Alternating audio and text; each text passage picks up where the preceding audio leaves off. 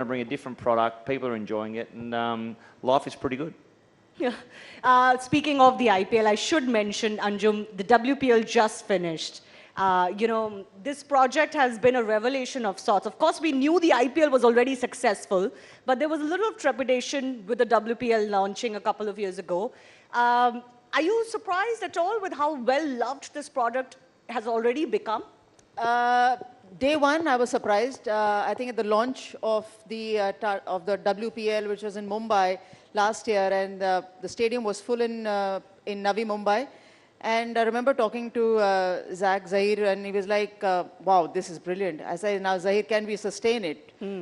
Because of course, JioCinema is showcasing it. It's going in digital. It's going on different languages on digital as well. He says, look, how the cricket is played on the park will determine the success of it. Of course, rest is history. Cricket was entertaining.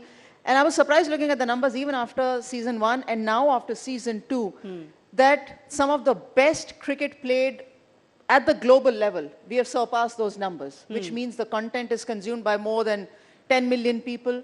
I'm not comparing it to any of the World Cups right now, but then if our Indian product can deliver a hit like this, then I think we've done really well. And that's exactly what we wanted. We wanted the WPL to succeed. We wanted cricket to be showcased, brought to them as easily accessible as it was and is, and women's cricket to be right in front of them. So I think for me, it's perfect because WPL just supersedes or precedes IPL. And if Bangalore team wins it, it's entertaining like this. Why not? I was going to come to AB. AB, the girls have finally done it. When are the boys going to do it? I think it's destiny. It's honestly like, I mean, the girls did it now. And in a relationship, the guy's got to come to the party now. It's just how it is. I do think the shackles are broken. I think this is the year. It's meant to be for the guys. I don't mean to pull your leg, but every season we say this is going to be RCB's season. You've heard it before, right? Maybe we've heard it before. Maybe the change of name, though. The Bengaluru. change of name, They've become the Bengaluru. change of colours on the shirt colour. Maybe this is the year. But just to come back to the WPL quickly, what I really enjoyed is we know the final was in Delhi. Yes. And we saw the footage of the streets of Bengaluru going absolutely crazy, fans filling the streets, and it just shows you how far the WPL has come. At the toss, you couldn't hear anything what the captain was coming back to you with. So it was that kind of fan following. And then for us also, for all the broadcasters, for us also it was an eye-opening because those RCB fans are everywhere. And it's such a nice thing to see the stadium being full. No, I feel for the RCB fans, and I think it's good to have them this win. But do you really genuinely feel, AB, this could be RCB's year? I know you'll be a little bit biased, but who looks like a good title contender? I really do believe we can win it. We will win it this year. Look, you got to be patient. Sport is a funny thing. Cricket is not predictable. Otherwise, it would have been boring. So maybe once the shackles are broken, and I really think the women, sometimes things just happen in a weird way. I think the women have broken the shackles, and once the RCB men's team get one win, I think there's going to be quite a few back-to-back. So yeah, hopefully we go from strength to strength this season. Brett, do you agree? I was actually going through the list of teams, the 10 franchises, and I, not because he's sitting next to me, but I actually think RCB have got a very good chance this year. Yeah, I would not back against them. Well, they always have a very good chance. When do they not have a very good chance? They've always got a good team. They have arguably had the best side for a number of years, but maybe different ways where they're playing, and maybe too, over here in India, there's a lot of superstitions. The change of the name, the change of the colour of the clothing.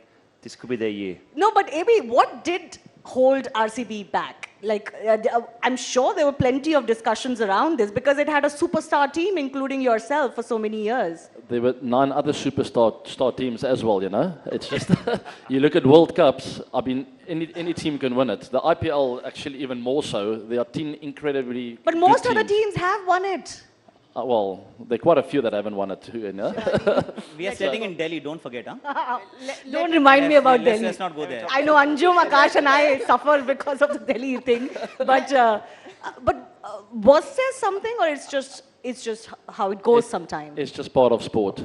It's not predictable. We gave it our absolute best, lost a couple of times, or 3 times in the final. We had our chances here and there, so we got ourselves to blame, but hopefully, and I mentioned it to you before, hopefully the legacy over the last few years that the senior players or the guys who have left already have left behind will carry the team across the line in the years to come. Akash, what is the Akash Tippani and the Akash Vani on this season's title contenders? See, I think firstly Smriti will go to the men's dressing room and give them a pep talk. That's what should happen. She should. They gave her a beautiful guard of honor yesterday. I was seeing, and it was beautiful. On a serious note, I do feel all teams are fairly good, and I agree with AB. There's just a lot more to it than having a good team, which results in lifting the trophy. When I just put all teams together, Mumbai Indians is standing out. They are a very good team. So I'd say it could just be the Mumbai's year once again. Anjum, for you? And also keep Delhi in the mix as well. We do keep Delhi in the mix every year. Delhi in the mix. They're just around, and RCB can jump from there as well. So don't put more pressure on AB. He's not playing. He doesn't have to hit those shots around the ground. But I'm sure as long as IPL is entertaining and we can see all that entertainment in different languages on JioCinema, why not? AB, will you go to the dressing room maybe? Catch up with the old guys and, I don't know, talk to them? Listen, you're asking me a lot of questions now. Eh? She's putting me under big pressure. I would love to. I have been in touch with some of the players. They have a new coach in Andy Flower. Some things have changed over there, so maybe a bit of a fresh start for them. So I've decided just to sit back and wait. If I hear from someone, I will very much be open to have a conversation with the guys and give them whatever knowledge I have. But I do feel there's so many world-class players in that team for this season. They're going to be just fine. All right. So, you know, we have on the panel members of the cricket world who've done what they did with the bat and ball. And then, you know, they have other talents. We all know about Brett Lee's musical talent that has been flourishing all through his cricket career, but also, especially post that, we know about your love affair with India as well. We've got YouTube content creators in AB and Aakash and commentators par excellence. But you are here, Brett. I do want to ask you. You want to hum something nice in Hindi for us? In Hindi? Hame tumhara hun, tumhare hi rahunga. Put it in music. What was that? That was a little cheesy love song I wrote in 2006, and I sang it. I had the pleasure to sing with Asha Bhosle. I remember that. And it was funny because I used to go to the ground and I'll be there playing, whether it be in the Indian Premier League, and to think that I'll be out there running in the bowl and they'll be singing the song that I wrote, which was quite fun. I know that AB loves Hindi songs too. You were humming some on your YouTube channel. Hum, please, sing. I'm a shower singer, you know. I keep the stuff in my head. But what is that favorite song of yours? I'm definitely not going to sing on live TV, all right? But I do know a few. But I think Okay, Brett, tell us your favorite song. well, I performed with Shah Rukh Khan before. Ye dozati hum nahi. Oh, so nice. Brilliant. Excellent. And it sounds so very different when AB has actually sung that song, or in a little few words. It sounds so very different. Hum ye dosti hum nahi todenge and all. Very nice. He's also in Hindi commentary box this year then. He's there. Suraj ki bahon mein? No? Okay, let's leave it. One of my favorite songs. Mukabala. Come on, Aakash, let's give him company. You start, I'll follow. I'll have to put it on because I'm bad at it. There are two better singers here. Much better. Where is it? I kept it somewhere. Anjum knows that song as well. Back after a short break. Yeah, but who's singing it with me? AB singing AB, it with you. AB, Because AB it singing. is AB's favorite song. So he was singing a song from the.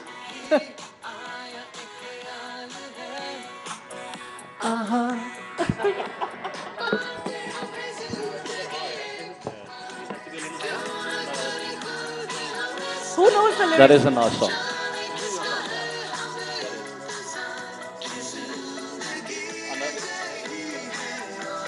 Come on. So for cricketers, basically, it's if you're not on the park, you're obviously, you know, With your right now, headphones. of course, you're listening to music personally, but earlier days, music was loud on the team bus, and there was no option. So if it was a player who understood Hindi or Punjabi or any other language, that was the music which used to play on the team bus. Yes. And everyone else had no option. So whether it was a Walkman or whether it was a CD or now with the AirPods or whatever you might call it, nowadays you do have options. Earlier you didn't. So it was one of those, so Zindagi Na Milegi Dobara. Walkman. I have not heard Walkman for about 20 years. That's brilliant. Exactly. There was no option. You had whoever was seated next to the driver, the cassette or the CD or whatever. Yeah, was just get it. The good old plugged in. days. Yeah. Good old days. Final 15 seconds, Aakash. The IPL season starting in 2 days. If you were to set it up for the audiences in Hindi, how would you do it? And we'll end with that. बहुत सारे records बनेंगे, बहुत सारे टूटेंगे, बहुत सारा बहेगा पसीना और होगा बहुत सारा पेन. पर यही तो सिखाया था ना कि नो पेन नो गेन. 17 का खतरा इस बार होने वाला है because this is season number 17 और मंच तैयार है. अब देखना ये होगा कि सरपंच कौन बनेगा. 5 बार जीता है चेन्नई, 5 बार जीता है Mumbai. Will we have a new winner in Bangalore? We shall find out. All right. On that note, a big round of applause for our cricketers on the panel. Thank you so much, ABG, Breckley, Aakash, and Anjum. Thanks a lot.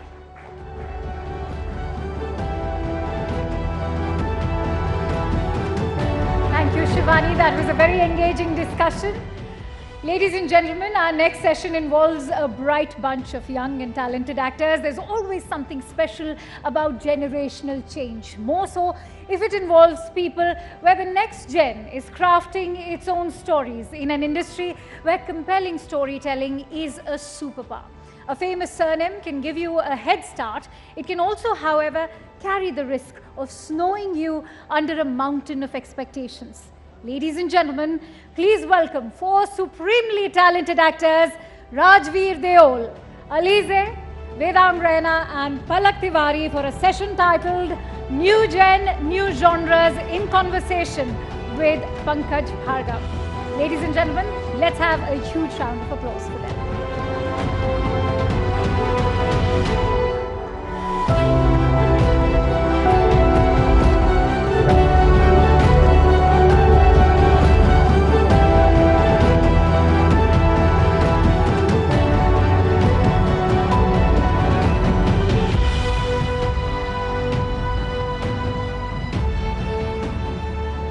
Ladies and gentleman, जोरदार तालियों से हमारी जो young generation है film industry की, इनका जबरदस्त तरीके से स्वागत होना चाहिए आपके बीच में. बहुत बहुत स्वागत आप चारों का. एलिजे, मैं शुरुआत करना चाहूंगा आपसे.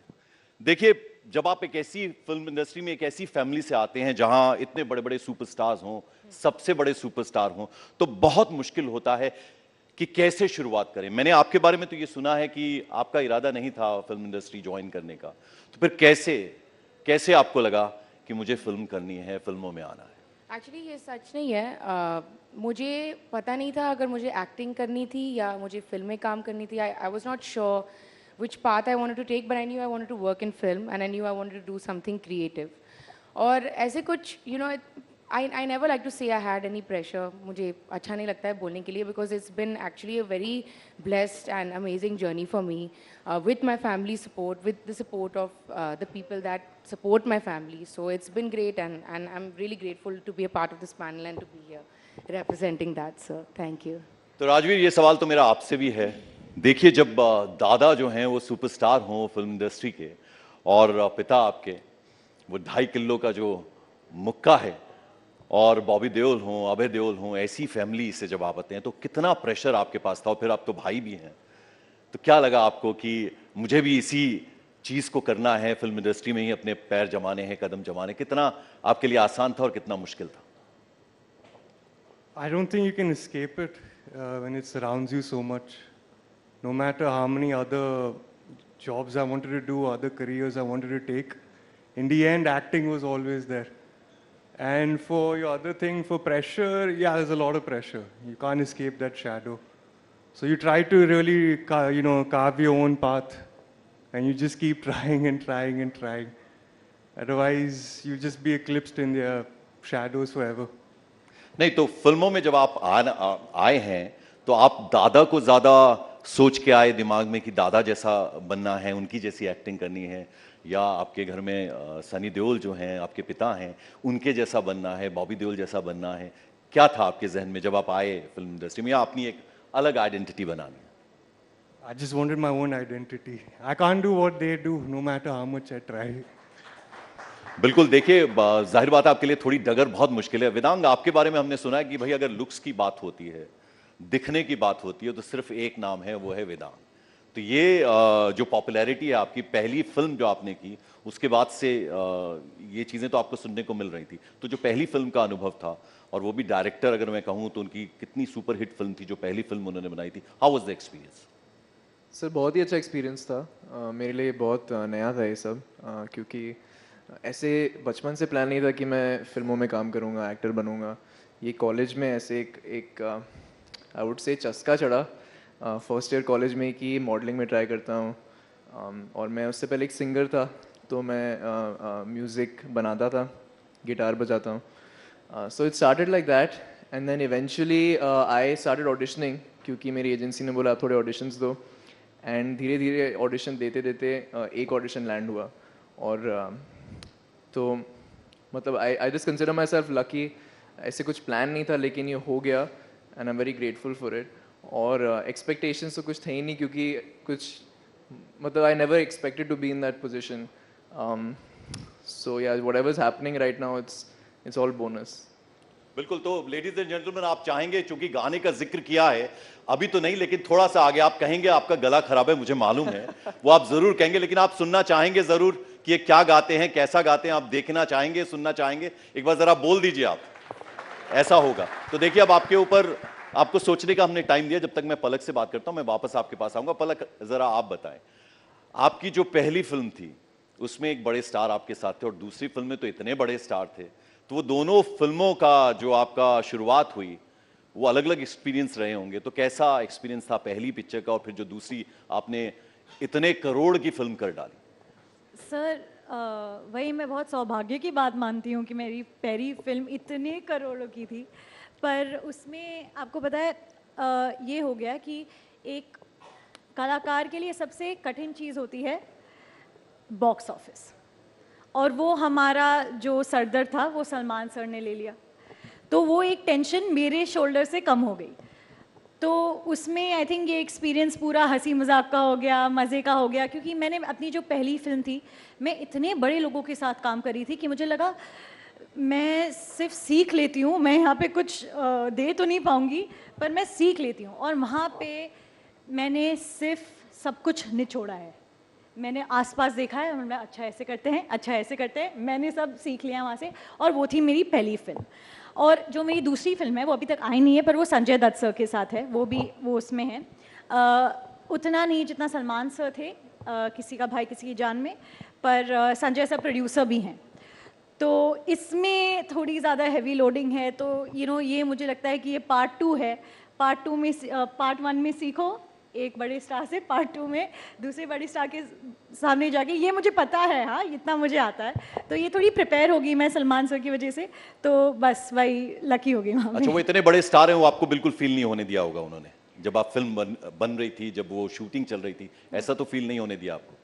आई थिंक वो कभी कभी खुद भूल जाते हैं कि वो बहुत बड़े स्टार हैं। उनको बहुत अच्छा लगता है सबको एक जैसा रखने, कि सबको एक जैसा रखें। उनको बहुत, स्पेशली अगर कोई उनको लगता है ना बच्चा है, उनको बहुत प्यार से रखते हैं, बहुत हमेशा सिखाना उनको बहुत पसंद है।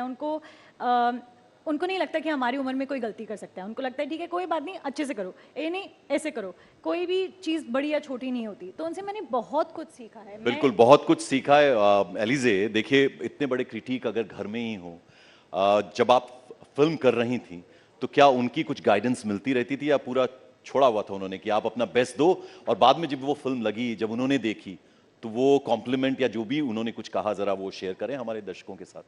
आई थिंक सबसे बड़ी चीज़ जो थी वॉज दैट कि उन्होंने मुझ पर इतनी यकीन की that he was okay to support a film with a female protagonist like Farrey, and it was the best thing we could have asked for. क्योंकि आई थिंक एडवाइस तो बहुत लोग देते हैं, but to actually do something for someone physically to make a movie happen, to find investors, to get the script, to get the director, इतना commitment देने के लिए it's very I'm really grateful कि उन्होंने मुझे इतना support किया and you know more than advice I think it's that वो जो silent presence रहता है एक guardian angel जैसा कि हम देख रहे हैं हम involved नहीं हो रहे you should be independent you should live your life लेकिन दूर दूर से वो देखते रहते थे you know कि I'm here for you and I'm there ऐसे कुछ specific उन्होंने अच्छा ये बताइए कि वो नहीं लाड और डांट का मिक्स होता है उनके साथ या बहुत ज्यादा लाड करते हैं डांटा कभी किसी बात के लिए उन्होंने कभी भी नहीं और जब हमेशा फिल्म प्यार देखी से ही उन्होंने बात करते हैं जब फिल्म देखी तो पहली बार क्या कहा फिल्म देखने के बाद एक्चुअली उन्होंने कुछ बोला नहीं I think that was good he was very happy with it and he said yeah you know कि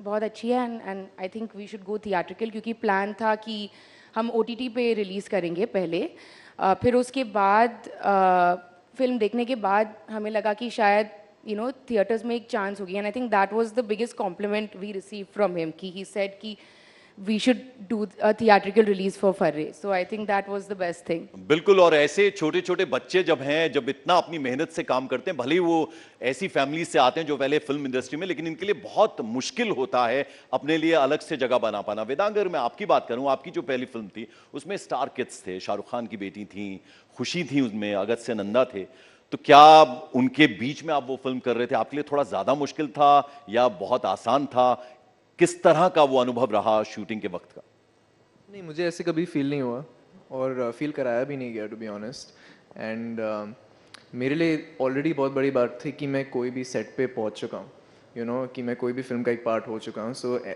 मेरा ऐसे कुछ दिमाग में ऐसे कुछ था ही नहीं कि मैं क्या किन के साथ काम कर रहा हूँ मेरा उसके बाद क्या होने वाला है ऐसे कुछ दिमाग में था ही नहीं एट ऑल बट एक्चुअली हम सब डेब्यूटेंट्स थे उस फिल्म में तो because we were on this journey together हम सब अपनी पहली फिल्म कर रहे थे तो ऐसे कभी फील ही नहीं हुआ कि यू नो कुछ ऐसे डायनामिक था ही नहीं कि ऐसे लग रहा था कि हम जस्ट 7 दोस्त हैं और एक साथ मेहनत करके एक फिल्म बना रहे हैं तो मुझे ऐसे कभी फील कराया नहीं गया कि I am working with people who are carrying such an immense legacy I felt at home बिल्कुल और राजवीर देखिए हमारे जो दर्शक हैं जो हमें अभी इस वक्त देख रहे हैं यहाँ पर इस हॉल में जितने भी लोग हैं वो ये जानना चाहेंगे देखिए हमने वेदांग से कह दिया उन्होंने प्रॉमिस भी कर दिया साइलेंस उनका जो है वो कह रहा है कि वो गाएंगे ज़रूर भले ही वो 2 लाइन गाएं लेकिन हम आपसे चाहेंगे इतने पॉपुलर डायलॉग्स हैं आपके दादा धर्मेंद्र जी के सनी देओल जो आपके पिता हैं उनके तो डायलॉग्स तो हम चाहेंगे चूँकि आप एक्टर हैं तो कुछ तो हो जाए उनका ताकि हमें लगे कि हाँ उनकी जो अभी वो यहाँ नहीं है तो हमें लगे उनकी प्रेजेंस यहाँ फेल्ट हो आप बताएं कुछ करके उनका कोई dialogue famous Good thing about movies is you can rewind it and play it anytime. So their dialogues as well. You don't want to paint the Mona Lisa again.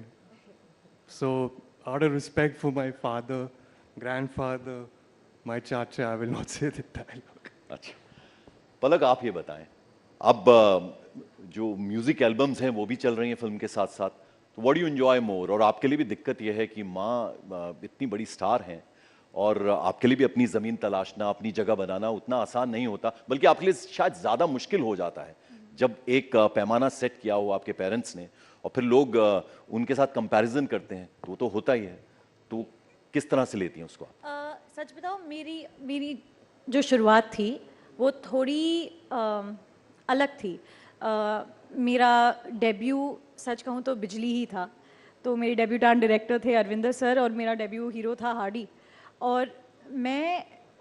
और उसकी वजह से मैं आज जहाँ पे भी हूँ मैं उसी की वजह से हूँ तो उस म्यूज़िक एल्बम ने मुझे बहुत कुछ दिया है और उसके बाद मैंने एक और की पर फिर उसके बाद मुझे लगा कि गाने में और नाचने में मज़ा है पर यहाँ पे मेरा दिल इतना खुश नहीं है मेरा दिल ज़्यादा एक्टिंग में है हमेशा से एक्टिंग में था और अगर मैं मम्मी की बात करूं तो और मम्मी से जो कंपैरिजन होता है उसकी बात करूं तो मुझे कभी वो एक प्रॉब्लम लगा ही नहीं क्योंकि मुझे लगा कि क्या ही बोलेंगे कि तुम अपनी मम्मी जितनी सुंदर नहीं हो हाँ ठीक है नहीं हूँ मुझे पता है मुझे लगता है मेरी मम्मी से ज़्यादा सुंदर कोई है ही नहीं मैं आपसे बड़ी फ़ैन हूँ मेरी मम्मी की तो आप मुझे क्या ही बोलोगे फिर क्या बोलोगे तुम अपनी मम्मी जितनी अच्छी एक्टर नहीं हो हाँ तो मुझे 2 साल हुए हैं मुझे टाइम तो दो थोड़ा फिर बाद में बात करेंगे पर मुझे लगता है कि जो भी है वो इतना बुरा नहीं है मैं बहुत खुश हूँ कि मुझे मेरी मम्मी से सब कुछ सीखने मिलता है और मैं एक्टिंग की बात नहीं करी हूँ वो ज़िंदगी में इतनी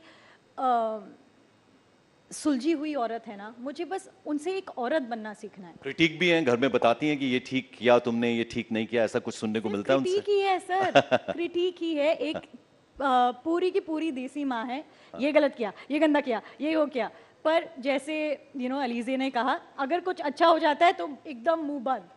तब मुझे लगता है हाँ, आज कुछ नहीं बोला, आज कुछ अच्छा हुआ होगा। पर वो मुझे ही सोचना पड़ता है कि कुछ क्या अच्छा हुआ है। अच्छा एलिज़ा, देखिए आप ये बताएंगी क्योंकि सलमान साहब को आपसे बेहतर कौन जानता है। आपके तो तीन अगर मैं कहूँ मामू हैं, तो वो उनमें सबसे फेवरेट आपके कौन है ये मैं पूछूं तो इसका जवाब आपका होगा कि तीनों हैं, या फिर कुछ ऐसा है कि एक सबसे ज्यादा फेवरेट है? ऐसे नहीं है, अलग चीज़ के लिए मैं अलग मामू के पास में जाती हूँ। जैसे? जैसे अगर मुझे हंसना है तो आई गो टू सोहेल मामू, बहुत जोक्स करते रहते हैं। अगर सीरियस सिचुएशन है, नहीं जैसे वो जोक क्या होते हैं?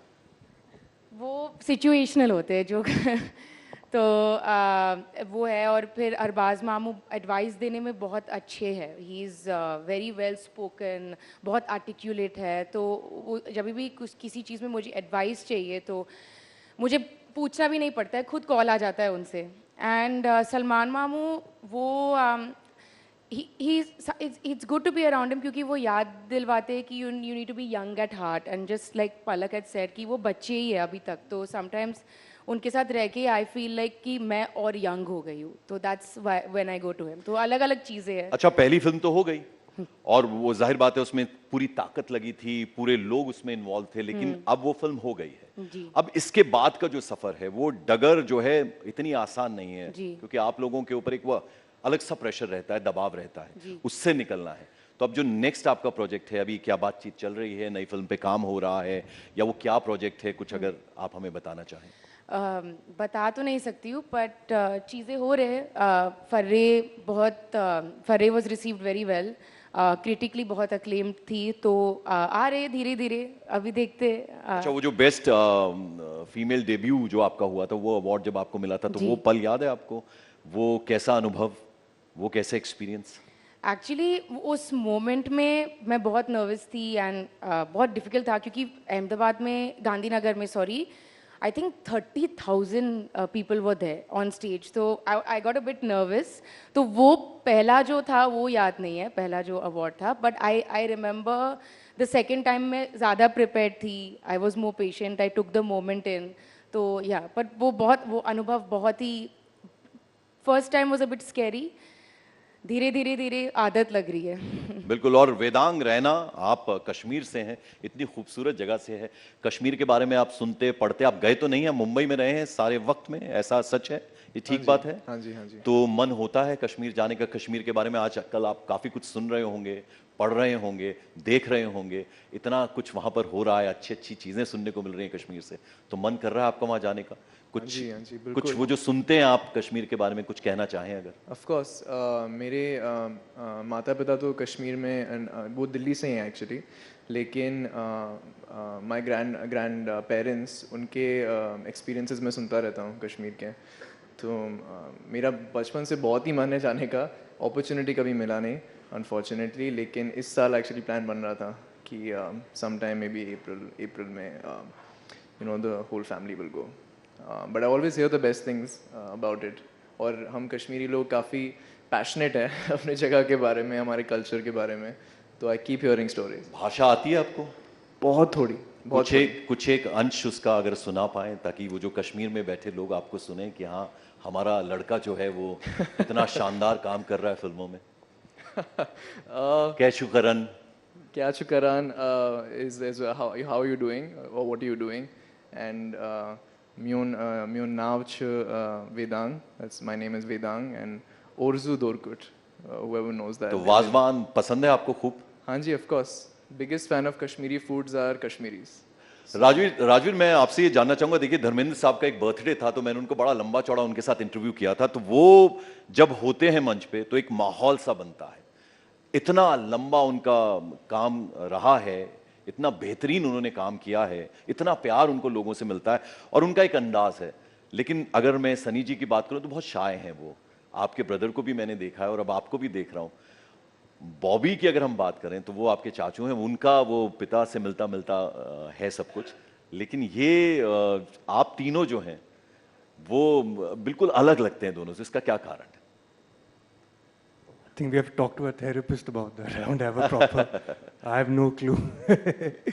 We just shy people. तो जब आप दादू के साथ होते हैं अपने, तो वो तो आपको कहते होंगे कि थोड़ा कुछ बोला करो, थोड़ा हंसा करो, थोड़ा सा वो जो उनका अंदाज है, कुछ बोलते हैं, छेड़ते हैं आपको?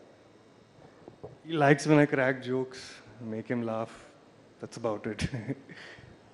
पलक, अब आगे क्या होने जा रहा है? अब नियर फ्यूचर में क्या करने वाली हैं अभी आप? आगे सर मैं बहुत ही ज़्यादा एक्साइटेड हूँ कि जो मेरी फिल्म आ रही है कि वो लोग देखें, क्योंकि मैं चाहती हूँ कि लोगों को देखने मिले कि एक ऐसी चीज़ जिसको लेके मैं बहुत प्राउड हूँ, जिसको लेके मैं जानती हूँ कि हाँ इसमें मुझे लगता है कि मैंने अच्छा काम किया है, जो मैं अपने बारे में बहुत ज़्यादा बोलती नहीं हूँ, पर हाँ तो मैं चाहती हूँ कि लोग उसको देखें, मुझे पता चले कि लोग इसके बारे में क्या सोचते हैं, और उसके बाद फिर तो मुझे बहुत अलग अलग प्रकार की फिल्में करनी हैं, मुझे हर जॉनर ट्राई करना है, और होपफुली मुझे ये मौका भी मिलेगा, और मुझे लोगों का बहुत सारा प्यार चोरी करना है, ऐसे छोटू। वो प्यार तो आपको मिल भी रहा है। जल्दी जल्दी से मैं छोटे आंसर्स चाहूंगा आपसे, और फिर वेदांग हमने आपका गाना भी सुनना है बिल्कुल आखिर में, मैं भूला नहीं हूँ, बिल्कुल याद है मुझे। आप ये बताइए कि अगर आप एक्ट्रेस ना बनती या ना होती आप एक्ट्रेस, तो क्या बनती इसके अलावा? हाँ, डायरेक्टर बनती। तो ये है तमन्ना दिल में कि एक दिन मैं कोई फिल्म डायरेक्ट करूंगी, हीरो सलमान खान होंगे उसमें? जी बिल्कुल। वेदांग? हाँ जी, सिंगर होते आपने तो बता ही दिया। या सिंगर, बिकॉज मेरा I wouldn't say my career, but school और कॉलेज में मैंने बहुत गाना गाया है। हाँ। और गिटार बजाया। ठीक, हम सुनेंगे आपसे। राजवीर आप बताइए, आप तो खैर पूरी फैमिली एक्टिंग में है, तो क्या अगर एक्टर ना बनते कुछ और शौक है आपको, कुछ और भी बन सकते थे आप? Something in the gaming industry probably, gaming development or something. पलक आप? मैं आपको बस सच बोल रही हूँ, इसके आगे पूछना मत, क्योंकि आपने छोटा बोला। कुछ नहीं, मैं कुछ नहीं कर पाती, मैं बोल रही हूँ मुझे और कुछ नहीं आता, हो गया जल्दी से। तो बिल्कुल मतलब एक्ट्रेस बस, और कुछ नहीं आता। चलिए अब आखिर में आप चाहेंगे कि वेदांग हमारे लिए कुछ 2 लाइन गा दें? मतलब आपने एक बार जरा जोरदार ताली बजा दीजिए ताकि वो माहौल बने, वो गा दें। वेदांग प्लीज, देखिए अब तो आपको गाना होगा। प्रेशर का माहौल बना दिया आपने। हाँ तो चलिए गाइए। अच्छा ठीक है, 2 लाइनें गाऊंगा। I try. मैंने कुछ, हाँ चलो ठीक है, लेट मी जस्ट। एक गाना है लाल इश्क। तुझे संग बैर लगाया ऐसा, रहना मैं फिर अपने जैसा। बस। बहुत ही शानदार, जोरदार तालियां आप सबकी एलिजे, वेदांग, राजवीर, पलक, बहुत सारी शुभकामनाएं आपके ब्राइट फ्यूचर के लिए। आप बहुत अच्छा करें, नाम करें, अपने जो परिवार के लोग हैं उनका खूब नाम बढ़ाएं। बहुत शुक्रिया यहां हमारे साथ मंच में आने के लिए। Thank you so much. Thank you so much. Very engaging and heartwarming conversation. Ladies and gentlemen, and with that, let's now shift focus to Bharat's economy. There's always something special about generational change. Now, with that, we've of course ended this session, but let's talk about the economy. If sustained economic growth is India's ambition, inclusive growth is Bharat's purpose. Welfare economics, education, health, employability will all have to sink in to cast the net growth to the widest possible range. Please welcome Dr. Shuchin Bajaj, Founder Director, Ujala Cygnus Healthcare.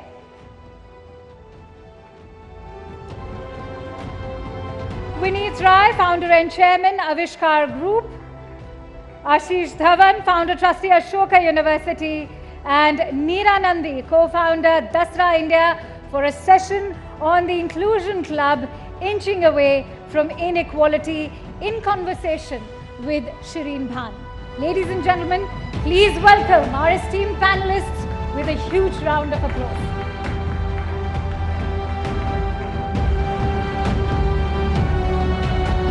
Thank you very much. Good afternoon, ladies and gentlemen. And the pressures on this panel now to outdo what we just saw, those star performers enthralling the audience here with what they intend to do. But since we are talking about the future, we're going to talk about an inclusive future for India. So much of the conversation over yesterday and today has been about the growth of India, the rise of the Indian economy. But all of this is meaningless unless growth is inclusive, unless growth is equitable. And my panel here today is going to discuss exactly that, what the roadmap ahead looks like in terms of being able to bridge some of the major inequalities that we continue to see in the country, whether we talk about the gaps in healthcare, we talk about the gaps in education.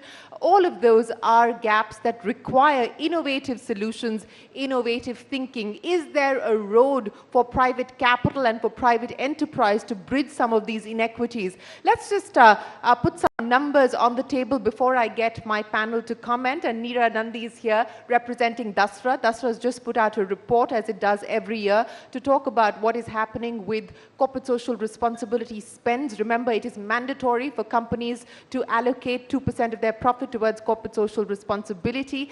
So Dasra tracks what's happening on that front and also tracks what's happening as far as the use of philanthropic capital is concerned. But the bulk of the spending on the social sector continues to be done by the government. So if you take a look at the data, approximately 23 lakh crores, that's about 8.3% of GDP, is what the government is spending as far as the social sector is concerned. But it is still well below the asking rate. The Niti Aayog believes that the gap still is almost 5% between where we need to be and where we are today in terms of social sector spending. So what role can the private sector play? Neera, let me come to you with that. You've just put out the Dasra report, and while there has been progress, both in terms of being able to raise philanthropic capital as well as CSR spending, FY23, the number stands at what? CSR 23,000 crores. What more needs to be done? What's the positive change that we've seen, but what do you believe needs to be done going forward? So probably we need to do a lot more. If you really look at India, culturally we give a lot, but there isn't much infrastructure to support that giving. So CSR, yes, gives a lot, but what our report also talks about is how powerful family philanthropy is, retail philanthropy is, and in fact that giving can take a lot more risk and can be more innovative. So a big part of what we've been trying to do is, can you take some of that innovation and link it with government systems, because as you rightly said, they're one of the biggest, deepest pockets, and if you can't work through government systems like health and education, a majority of the population isn't going to reach there. So what we saw this year was that more CSR giving, that increase, came from companies actually meeting the mandate rather than there actually being growth. But in family philanthropy, interestingly enough, it was the affluent givers, so professionals, folks who have jobs, who are giving far more of their net worth than even the ultra high net worth. And first generation wealth creators doing more of the giving. Yes, and they're giving a lot more. Well, they have liquidity events, right? So once these liquidity events happen, we call them the now generation. So the now givers are putting quite a lot of money, like the Kamath brothers, Rain Matter, putting into, or even having Ashish here, really putting money into foundations in climate and other kinds of issues that aren't always the traditional health, but more at an intersection. So you're seeing these now generation givers, you're seeing intergenerational, kind of like the panel we had before, next generation is actually wanting to do a lot more in philanthropy and thinking about how they can be more strategic. And I think what's very exciting, and you'll agree with me, Shireen, is that we're seeing women-led philanthropy actually really move the needle, and if we can really get women to do more and be more of the decision makers. So they don't necessarily create the wealth as much, but they're actually leaning into doing that philanthropy. And our Giving Pie network, which has about 300 families now, collectively giving 1,000 crores to India, 70% of these families are actually women-led, as in they're the ones engaged in the philanthropy. So if I were to ask you, Neera, for one thing that you believe we need to prioritize, both from a private sector perspective, but also from the government's perspective, to create a much more enabling, facilitative environment to encourage more giving. I think we have to have some incentives, right? So I think... Incentives to give more? Yeah, like tax incentives. I think it can help. And I think, you know, we need to be able to do that, and we need to have more visibility and transparency. So if the government can mandate and we know where giving is going, then we're able to enable that. So I think just having more players and strengthening that ecosystem, I think, will really help. Okay, Ashish, I want to come to you now. Yes, go ahead. I just wanted to add a small thing on the giving. I think the incentive that would really help is being able to contribute shares. Because often people take their company public. If you donate shares to a foundation or a charity, it has to be liquidated within a year.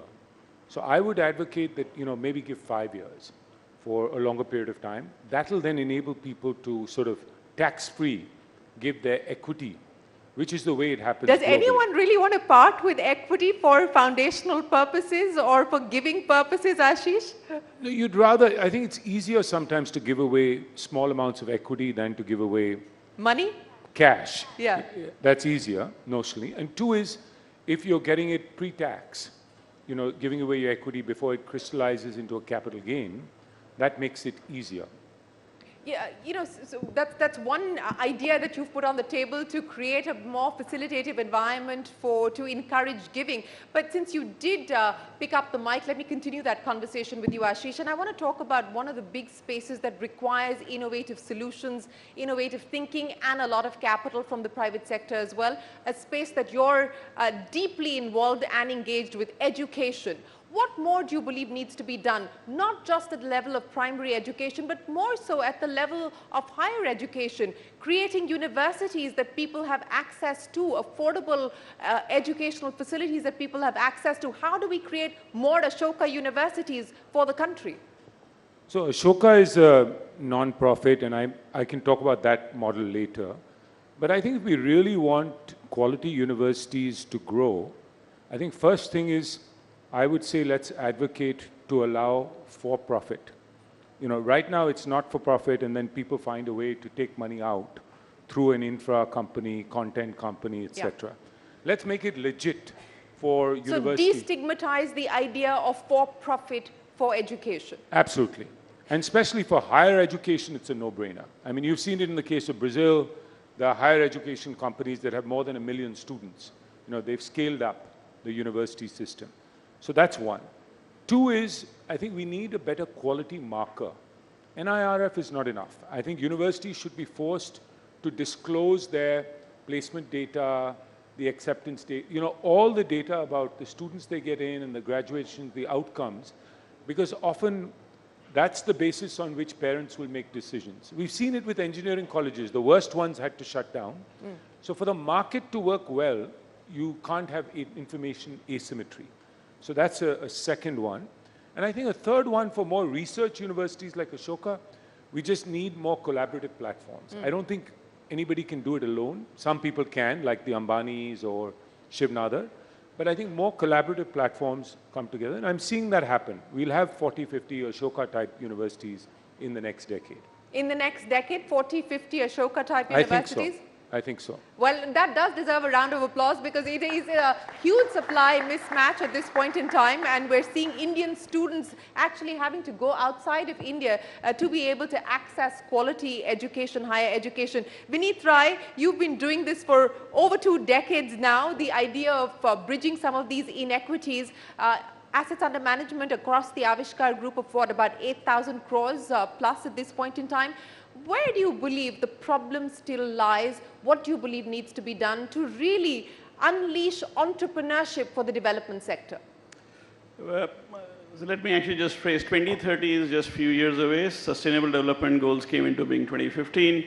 A world without hunger, poverty, inequity. Brilliant thought process.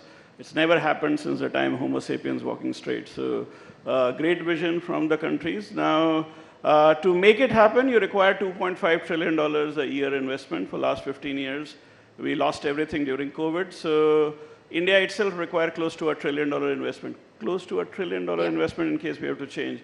Total impact investing, despite all our struggle, everything impact investing was born in this country. This country remains the model. I think we are talking about few hundred billions. That's where we have reached. Globally, impact investing is close to $1 trillion. I think what we have done very well in impact investing is we have convinced at least the foreigners that there is something called impact investing, and they have started allocating large amounts of capital. We are still struggling to convince Indians to participate in the venture industry. Impact investing is going to be a step from there. The good thing that has happened in India is that venture industry and impact investing has actually come together, partly because some of the largest enterprises are coming, are going to happen in agriculture, water, health, education, financial inclusion. And that's exactly where the new ideas and new innovation. I'm coming from startup Markham, and the amount of people who, the footfall that we saw in agri-tech was seen to be believed, actually, where you have AI, SaaS, and gaming competing against agri-tech for footfall. So.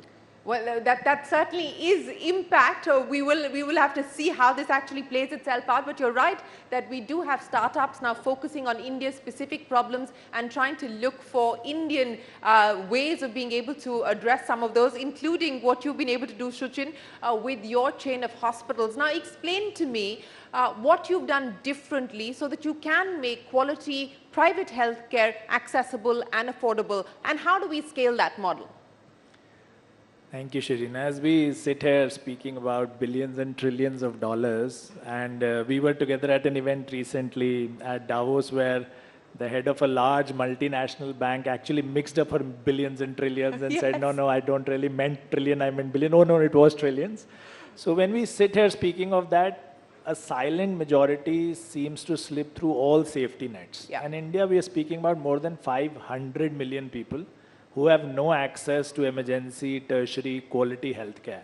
And in healthcare, the issue is that the inequalities are not just because of the financial reasons that we speak of at these panels, right? The inequalities go way beyond that. Geographical reasons are one of the top reasons, right? Metropolitan cities, the 9 metros of India have a population of what, around 12, 13 crores. If we take the state capitals as well, another 20 crores. So more than 100 crores are staying out of these cities, and they have less than 5% of all super specialty healthcare available. So even if you are a 100 crore net worth individual in a small town like Sitarganj where we work, if you have a heart attack and we were not there at that moment of time, there's no saving you. Those 100 crores cannot save you. So we understand that the real need is in these small towns, but also poor physical outcomes are just a small part of the outcomes in all. Poor financial outcomes are real, and they are there for everybody to see. More than 40% of all Indians, and it is difficult to understand sitting in this hall, more than 40% of all Indians have to either borrow or sell some asset just every hospitalization. Every time they're hospitalized, they will borrow. And more than 25% of them slip below the poverty line at each hospitalization. That is more than 6 crore people every year. So providing low-cost, high-quality healthcare is something that we have excelled in. We have now 22 of these hospitals. The setup costs are low. We apply the Pareto principle ruthlessly. We understand that at 20% cost, we can deliver 80% of the infrastructure, 80% of the outcomes, 80% of whatever is needed in that healthcare region. So this is what we've been doing. And I think it is real. I think it's very doable. We've proved it to the world. We've proven the model. Yes, 22 hospitals up and running across India, across North India at this point in time. Ashish said 40 to 50 Ashoka universities over the next 10 decades. How many hospitals are you going to be setting up over the next decade? We shouldn't be less than Ashish. So 50 is the number we should go with as well. Okay, but you know, we're talking about safety nets. And Neera, I want to get you to come in on that as well. But just a quick point from you, Suchin, before I get Neera back in. Since we're talking about safety nets and we are talking about what the government can do, Ayushman Bharat, for instance, marquee scheme of the government, it is up for review. Vinod Paul committee has been set up by the government to review the Ayushman Bharat scheme. What do you believe needs to be done to recalibrate it, if at all, today? You know, people question the reimbursement rates, for instance. What do you think can be done to make it more robust? Shirin, you know, we've been the champions of Ayushman Bharat ever since it was launched. We did the first cardiac procedure in the country under Ayushman. The first angioplasty was done at our hospitals. Out of the first 10 hospitals recognized and rewarded by the government, 4 were ours. Unfortunately, the issue still remains, as in all PPP partnerships. This is a PPP partnership, right? The government is always wary and suspicious of the private healthcare or the private providers. The private providers are always wary that the government, does it really mean what it's saying on the big diocese? Payments are delayed due to those suspicions only. There's lots of issues between the rates that the private healthcare expects and the rates that the government wants to give. Even if we are ready to work at these rates, it's a very low margin, high volume business. So, but if you're earning less than 10% margins on those low rates, if the payments come in a year later, then you cannot, hope to earn any money out of it. And that is why hospitals stop these services off and on. So like, for example, in Haryana, all private hospitals stopped Ayushman services for a couple of days because their payments had been due for more than 1.5, 2 years. So if they can, they've announced the green channel, but if they can implement it on the ground, Neera, just on the point of PPP and models that have worked, but as Shuchin was also pointing out, execution gaps remain. And to Ashish's point about collaboration, of the 23,000 in FY23 of CSR money and that available pool of capital, everyone wants to do a little bit of education, everyone wants to do a little bit of healthcare, but how do you get education or healthcare at scale using that capital through the power of collaboration? So in fact, in our report, we talk quite a lot about we're seeing an increase in collaboration and having more pooled funds alongside with government could accelerate a little bit more innovation. But the challenge, Shireen, is not about is it education or is it health. For example, 12 years we've been running a collaborative for adolescent girls. You can't just chop her into pieces and be like, here's education, here's health. You have to work on sort of outcomes that might be keeping her in school, making sure she's not getting pregnant, not getting married. And is employability, which brings me to, we can have as many hospitals and education and even businesses, but our biggest challenge is actually smoothing this income for a bulk of the country, right? Income is just so choppy that if there's some way to smooth that with policies, with schemes, with additional support, because then you're going to get really that engine for our economic growth. And the biggest challenge, honestly, that we've seen is for girls and women and the most vulnerable. So they often get invisible. They often don't get reached out to. And that's where philanthropy plays a role. And that's where collaboratives with philanthropy and pooled capital needs to go to the aspirational districts. It needs to go to the most vulnerable because they need products and services to be subsidized ultimately. Yeah, Ashish, the Niti Aayog and Amitabh Kant set up that 100 aspirational districts with a clear focus of being able to try and address the vulnerable. But outside of that, if I were to ask you to prioritize, and we were just talking about this, prioritizing growth, but more importantly, equitable growth, job creating growth, what is it that you would like to see now in terms of policy changes, policy interventions? Yeah, so I think at the end of the day, whatever philanthropy does will be very small. The state needs to come up with policies and crowd in private capital to make it happen. And we need to focus on labor-intensive growth. We need to prioritize sectors where lots of jobs get created. So I would say a few things. One is the investment to GDP has already gone up, public investment. It needs to go up further because we need much better infrastructure in order to be competitive from a manufacturing standpoint. Two is we need more industrial incentive. We have PLI, which is a good start. I think we need an ELI, employment-linked incentive, particularly for, and we need to pick sectors like garments, like woodwork, furniture making, toys, all the labor-intensive sectors which create lots of jobs and provide the right set of incentives for people to kickstart companies in those areas and to grow them. Third is we need an exports mission because China captured anywhere from 30 to 50% global market share in all labor-intensive manufacturing from an export standpoint. This is a golden opportunity for India because China is blacklisted now, and this will yield huge results in terms of job creation. So my focus would be more on how does one accelerate growth, but accelerate growth in a manner that's actually creates lots of jobs, because that's ultimately the way out of poverty. It's ultimately the way to reduce the Gini index as well, and so therefore reduce inequity. So not just PLI, but an ELI as well, and that's of course been on the table. Let's see whether the government moves forward. Yeah, Neera. I want to make a plug, Shireen, for the care economy. I think it can create jobs and it can really, really help women. No, you have my vote on that already. We need much more of the care economy, and that will unlock the potential for women to participate in the economy across the formal as well as the informal sector. But Vineet, I want to talk to you about one of the big ideas that you've of course also been involved with, the social stock exchange, and India has seen the first listing on the social stock exchange. Take me through what you hope this will do for some of these issues that we've spoken about and for the idea behind impact investors and impact investing. So I think social stock exchange is more on the philanthropy side. So while I was one of the architects, but it's actually worked more for Neera than for me. Having said that, I think what it does is brings the more important parts of transparency and regulation and allowing people or encouraging people to do more philanthropy. I think for social stock exchange, while CSR and other things are already there, maybe we should actually allow temples to invest. And I know there is actually, the amount of money that is lying in the temples is actually worthy to go through social stock exchange into the projects that's listed. So Neera, for you, please do look at it. I am very sure the current government is actually thinking on that line, so do not forget that. Thinking of being able to monetize what's lying with temples? Yeah, and it's actually global. I have actually gone to Vatican and tried to take money out of them. I realize they don't have much money, but so I've tried everything. But Indian temples are very important. So I think we should use the money productively because the amount of hundi that they receive is significant and make a big difference, probably more than what we do on the CSR. But if you have to look on the equalization side, on the commercial side, then like carbon credits, where you are pretty much actually trading the arbitrage for growing trees, I think we need to evolve an impact coin. This is actually to address Suchin's. See, there is no way I will do a startup in Samastipur in Bihar, which I have done, unfortunately. I will generate a 25% dollar IRR and compete with Rajan Anandan of Peak 15. It's not going to happen.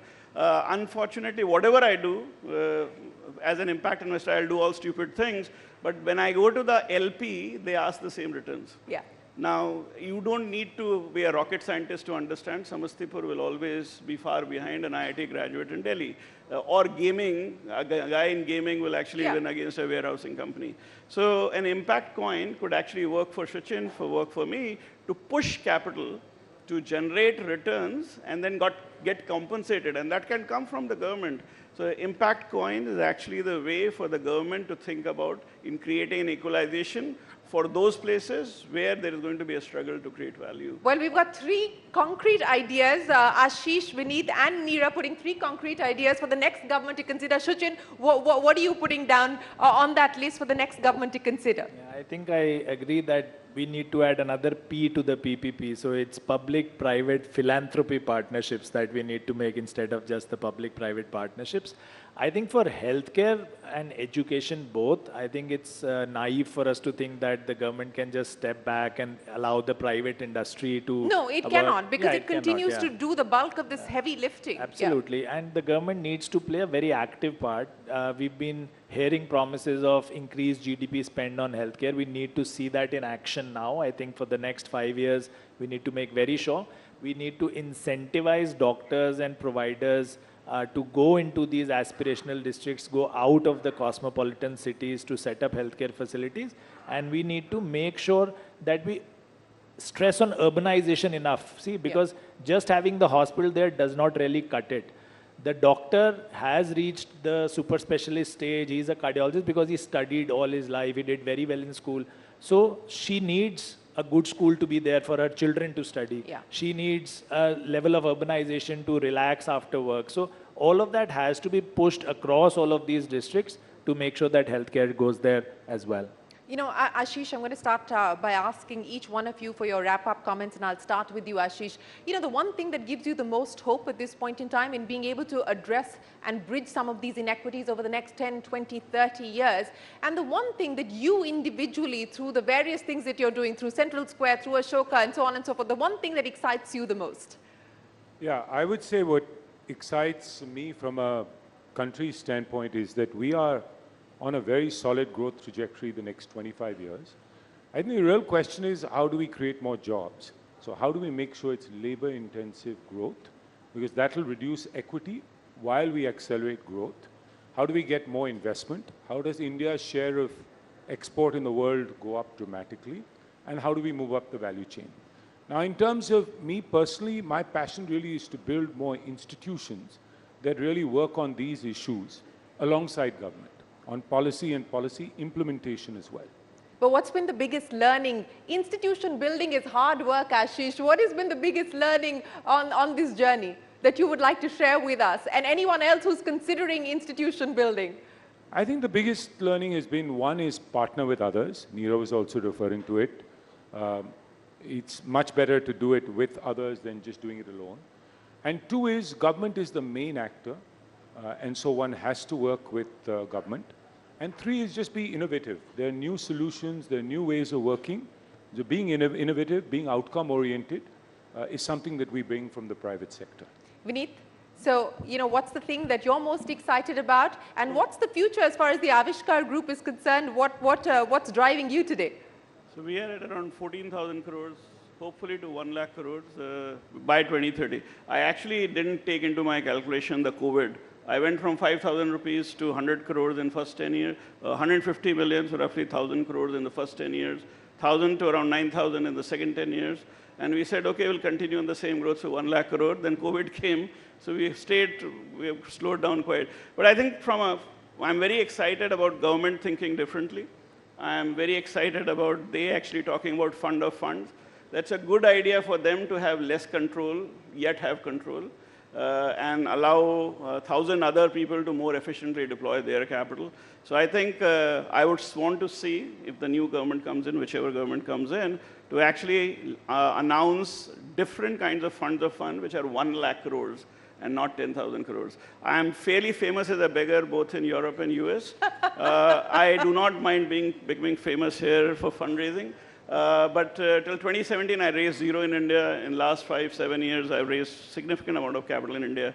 I think what has been surprising is the global fund of fund capital now is thinking about raising money in India, which is a big surprise. So that means there is a lot of capital here, which is curious and wants to participate.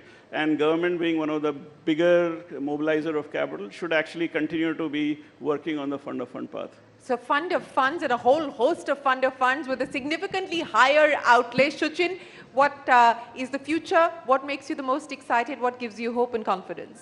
I truly believe this is India's century, and with the government's focus on healthcare, I think it's organizations like us that are at the really sweet spot, right? The focus on medical colleges, nursing colleges ensures that the supply side of healthcare will be adequately addressed for us.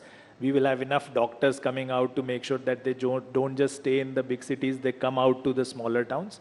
And the focus on insurance, on making sure that out-of-pocket spends reduce, because we have to realize that in India, healthcare is not just under-accessed, it is underserved as well, right? The Lancet Commission for Global Surgery said that an LMIC country like ours should have about 5,000 surgeries per 100,000 population per year. And this number can go as high as 23,000 in countries where out-of-pocket spend is negligible and awareness is very high, like the Scandinavian countries.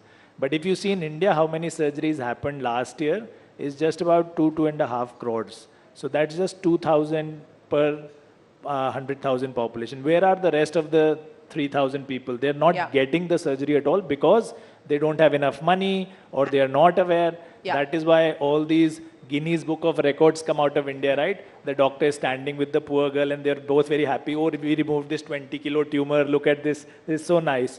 But that tumor should have been removed 20 years ago when it was like a 500-gram tumor, right? So this is increasing access and we are getting more patients coming into the hospital. So I think organizations like us are at the real sweet spot and it will be a good time for everyone. Neera, I promised you the first and the last word, so we're going to end with you. What gives you hope and what keeps you excited today? Really special by being able to give the last word, because I actually believe, and we'll all agree, that it is our young people that give us hope, right? Their aspirations and how they really want to see a transformed India. I think we have a collective responsibility to have them achieve those dreams and aspirations, and I think we can in our country. I think our biggest challenge, honestly, is patriarchy. If we could actually break this patriarchy. Yes, that does deserve a round of applause.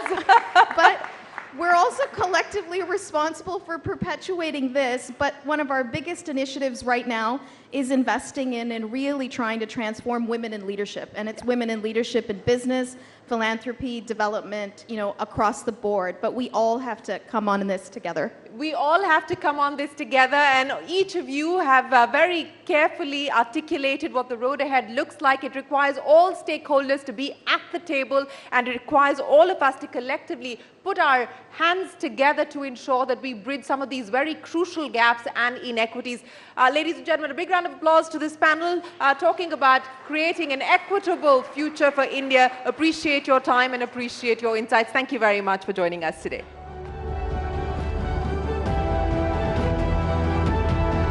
Thank you to our esteemed panelists and Shireen for that very insightful discussion. Now, ladies and gentlemen, as you are aware, Honorable Prime Minister Shri Narendra Modi ji will be gracing us with his presence today in the evening. That's why we sincerely request you to please cooperate with the security protocol. As we all know, this is a standard drill, keeping in mind Prime Minister Narendra Modi's security protocol. And of course, as we've already seen, the past 2 days have been very eventful because we've had a lineup of sessions which span over various fields, from sports to politics, even entertainment, international affairs also. Do not forget that we also have former NSA of the United States, Mr. Mike Pompeo, also joining us later in the evening. It's been an eventful day today, one that will also culminate with the Honorable Prime Minister's note today. And we do hope that you've been having a good time. There's just one request. Please remain seated, those who are already inside the hall, and do cooperate with the security staff. Now, ladies and gentlemen, our next session is with the quintessential Delhi boy who has made it count in the competitive film world. He began his career as a fashion model, but left it to pursue acting. He took on roles in television before essaying his first lead role in the teen film of 2012, Student of the Year. Over the years, he has showcased his powerful versatility as an actor across genres and roles from romance to comedy to war to thriller, even to drama. He has starred in such commercially successful films which are also romantic comedies like Hasi to Fasi, the thriller Ek Villain, and the drama Kapoor and Sons, war movie Sher Shah, and the action thriller series Indian Police Force. Ladies and gentlemen, please welcome Siddharth Malhotra for a session, Masala or Offbeat, scripting a new story in conversation with Kishore Rajmani. The stage is all yours.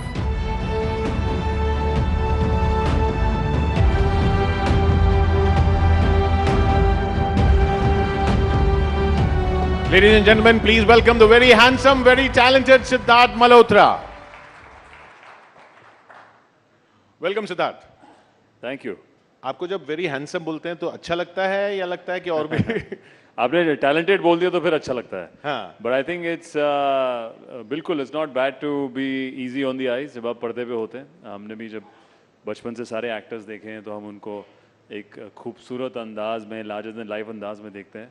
तो I think बचपन से ही चीज दिल्ली का हर लड़का पहले तो ये होता है ना कि हमारे यहाँ पे यार ए हीरो इधर आ, ए हीरो उधर आ. तो आई थिंक मेरे केस में वो लकीली सच हो गया कि वो दिल्ली का लड़का या दिल्ली का लौंडा जो कि हम अभी अपने रिसेंट शो में कहते हैं वो हीरो बन गया. तो आप ये दिल्ली की बात करते हैं, कौन सी वाली दिल्ली? दिल्ली में बहुत सारी दिल्लियां हैं, आप कौन सी दिल्ली के हैं? जी मैं साउथ दिल्ली से हूँ. अच्छा हाँ, तो वो तो आप तो फिर वो थोड़ी नहीं ऐसा बिल्कुल नहीं है. मेरे दादू इंडियन आर्मी में से थे तो हम लोग उस फोर्सेस बैकग्राउंड से ही पले बड़े वहाँ पे.